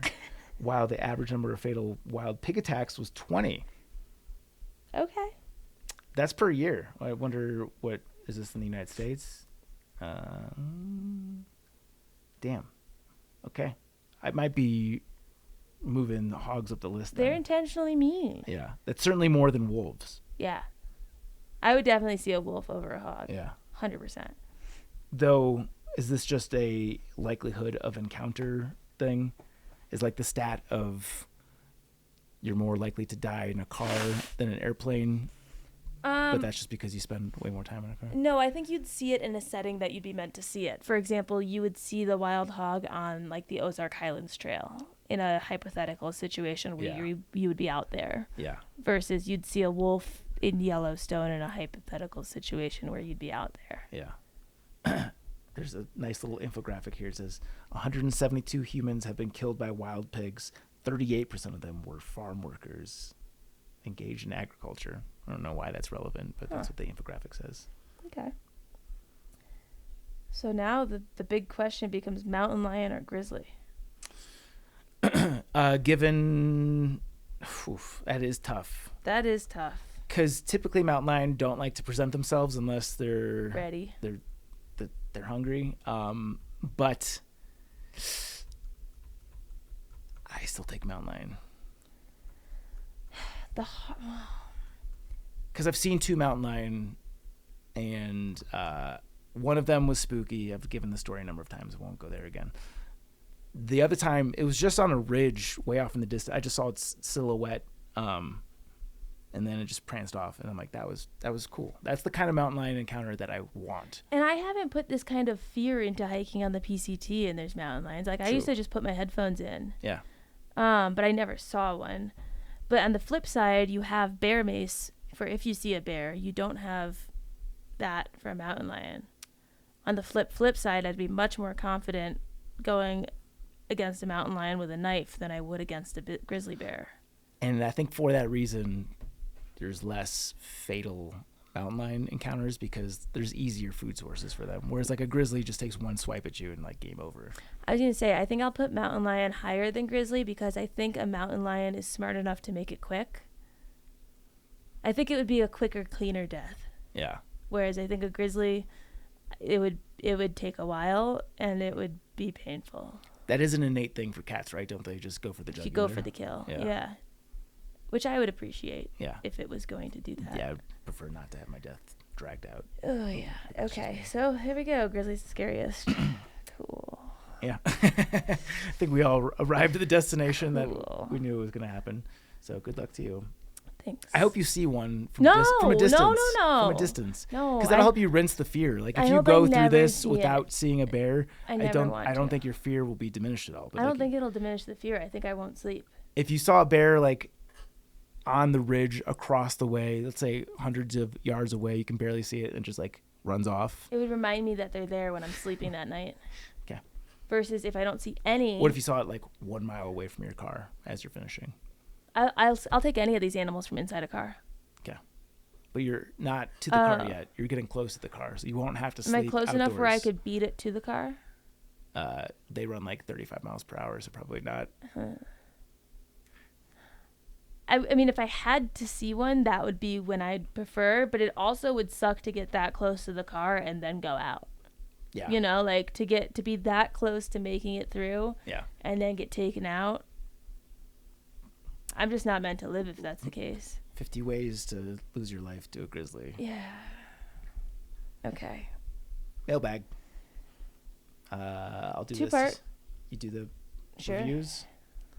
2-part question. In the recent Moose Juice episode, Chance confessed about pooping on the Foothills Trail. What tent was she using? Please say it was the Gossamer Gear the 2. And if so, does that warrant a signature series Gossamer Gear the Deuce? You guys are hilarious. Thanks for all the laughs on my long commute days from Gravy. Was it the 2? Did I take the 1 or the 2? Oh, I don't remember what tent I brought. Let me look at photos. I don't remember what tent I brought. Yeah, that would be a huge oversight if you shit in the 2. There's a chance I took the duplex because it has a thicker floor and I had Harper and she's got little claws. So there's a chance that I did that. Let me check. Rattlesnake, rattlesnake. Okay, here we are is the Foothills Trail. And what am I using? Show me myself camping. Show me a tent selfie. It's like, sometimes you think about it and you're like, how did I not take a photo of what I slept in every night? Oh yeah, it was the duplex. I mean, because I have some small holes in the one. The duplex? Yeah, the duplex. Wow, there's a name. That's gonna stick. Yeah, I have some small holes in the mesh of the one because of Harper. Yeah. So I take the duplex when I take her. Okay.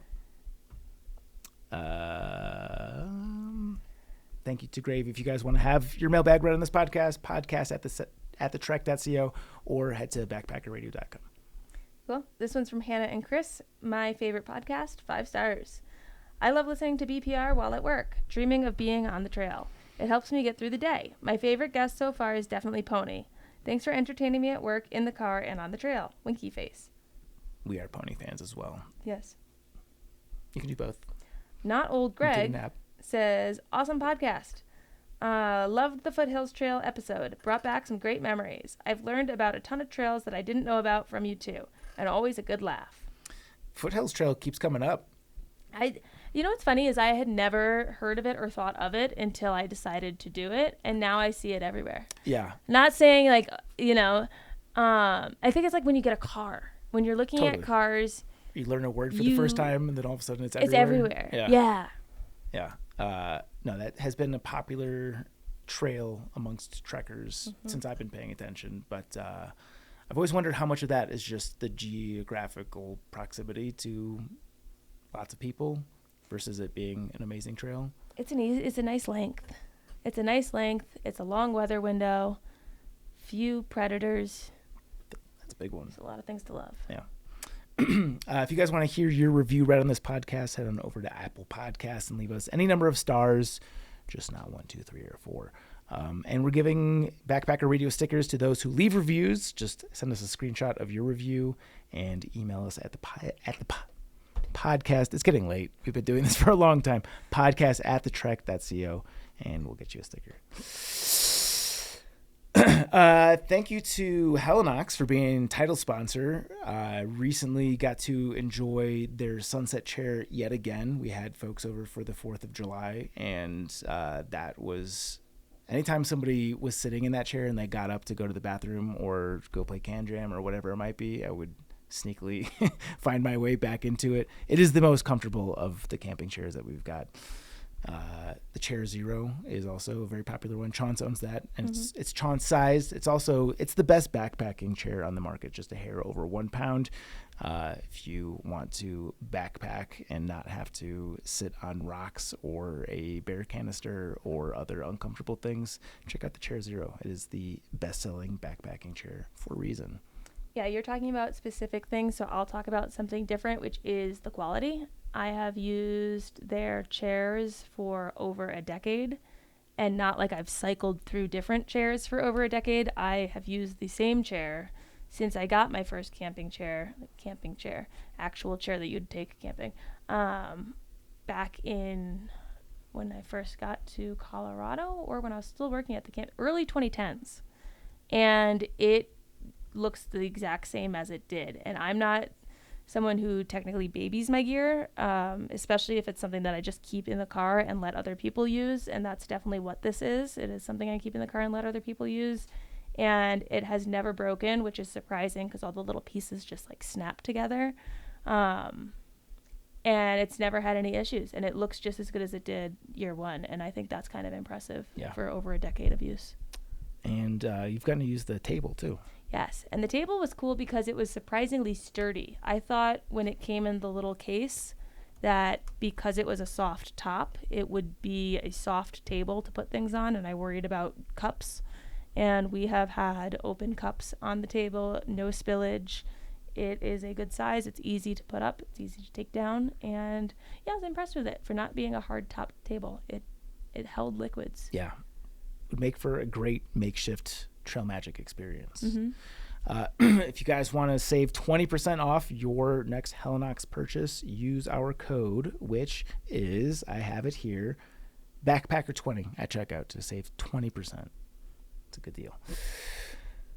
Thank you to our Chuck Norris Award winners on Patreon. That is Alex and Misty with Navigators Crafting, Andrew, Austin McDaniel, Austin Ford, Brad and Blair from 13 Adventures, Brent Stenberg, Brian Alsop, Tables. Christopher Marshburn, Coach from Marion Outdoors, Dane, Ish. Derek Cook, Eric Casper, Friendly Ghost. Eric Hoffman, Greg Knight, Greg McDaniel. Name. I'm getting tripped up because aren't we missing somebody? Jillian. Oh, Daniels. Jillian Yes. Daniels. Jillian Daniels. Keep getting extra shout outs because we keep fucking up the show notes. Haley Buckingham, Palace. Jason Snailer, Barely an hour. Liz Seeger, Patrick Ciancialo, Sawyer Products, Spam, Timothy Hahn, Solo. and Tracy Trigger. You can follow us on Backpacker Radio on TikTok, at Backpacker Radio on TikTok, and Instagram at Backpacker Pod on X, Facebook.com/Backpacker Radio. You can follow Chance. You can find me on Instagram at Juliana_Chauncey. You can get my book, Hiking from Home, a long distance hiking guide for family and friends, on Amazon. And I'm putting videos on YouTube at Juliana Chauncey. And that's it for now. I'm still doing the Pink Blaze stuff. I'm at like a happy place in terms of bandwidth. So, I mean, you're welcome to reach out, but it's going well. Sweet. Good place to be. Appalachian Trials and Pacific Crest Trials are my books. Would love a review. Same. Subscribe and follow us on Apple Podcasts, Spotify, or wherever you listen to podcasts. Follow us on YouTube. What's up, Internet. YouTube? We've got some good YouTube content coming through the pipe, so keep your eyes peeled on that. And that is it for today's show. Thank you so much for listening, and happy hiking.